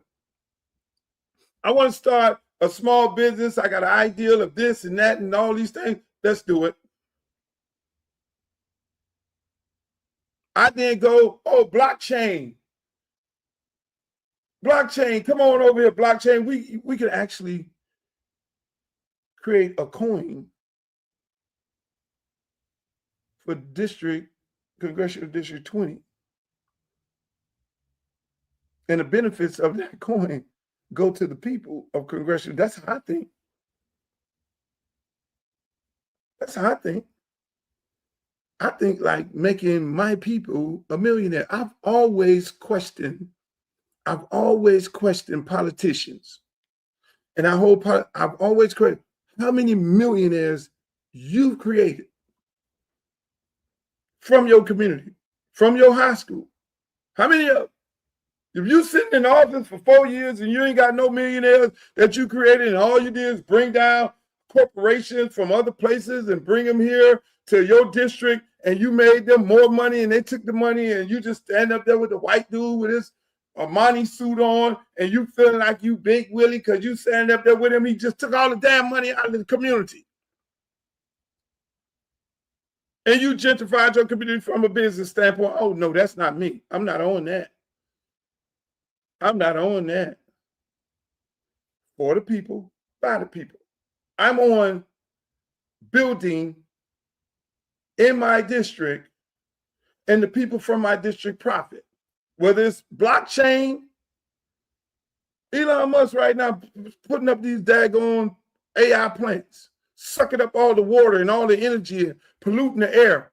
He one second from, you don't think this man here ready to put one of them plants up in Belgrade, Poggy, South Bay? All that land out there? He don't care. He just did it in Memphis. He ain't finna do it on no Peanut Island. Oh no. He ain't gonna do that. He ain't getting ready to do it on where all them houses cost $10 million. Oh no. Lighthouse Point. That ain't gonna happen on no Lighthouse Point. So again, people, this election is really important. It's almost a borderline do or die situation, because whoever you guys put in Congress, it's going to be interesting, because it's going to affect you for the next 10 years, whether or not you're going to be able to afford to live in your house. I'm just keeping it a buck. Whether you are going to be, whether you're going to get deported or not, that's what you're dealing with. That is what you'll face. So everybody want to go and you let these white folks go find you somebody to put in the race and say vote for these people here, so that they can take all the money that's set aside for this district and put it in their district and make their district beautiful and rich and all that. Then you do that. If you think for 1 minute these career politicians are gonna be able to stop, they got the whatever, you know what it is, to be able to stand up to Trump and the Marco Rubio and all these people, and you really feel like they're gonna be the one to protect you from getting deported, okay. If they got the vision to bring jobs and they got the vision to be able to relate to these kids, to be able to put them to work and create opportunities for everybody in this district where they could thrive, they can afford to stay here, they can get subsidies for the high cost of insurance, then if you got somebody else, please let me know. If there's somebody else, because all I do is I look at these people platform, and I look at the videos of them speaking at their town hall meeting. They talking about SNAP, Medicare and Medicaid. That ain't going nowhere. They ain't talking about how they're going to bring the resources back. They ain't talking about that. They talking about, oh, I was your former commissioner, and you got to vote for me for that. Come on, Gladys. No, you got to vote for me for this reason, that reason. That. Okay, do that if you want to. My job is to bring the resources back. That's why I'm running for Congress. I ain't going up there to get on MSNBC and CNN. I can do that right now if I want to without running for Congress. I can get booked on these networks and talk trash about Donald Trump and anybody and not be a congressman and go home and work and mind my own business. I'm not trying to go to, I'm the guy going to work across the aisle. If I need to work across the aisle, get some things done and bring some resources back, yes, I am going to do that. I'm not going to turn the money down. We've been turning money down for the longest. That's why we're in the situation we're in now. We were thriving. I'm old enough to know how we were back in the day. We were a thriving community before integration and gentrification happened. We were spending money in our clubs. We were going to our restaurants. We had a nightlife. We had clothing lines. We had furniture stores. We had all these things in our community until they came and bulldozed everything down and told us it was better to go party not at our own clubs, but to criticize. Till they told us, send your best and brightest to St. Thomas. Athletes. Really?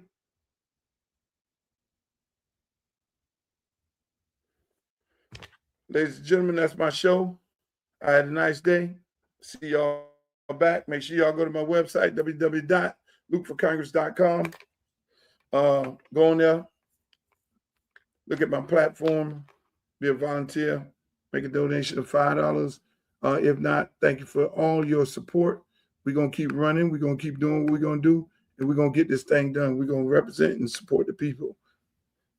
Until the next time, in the words of Walter Cronkite, may the good news be yours.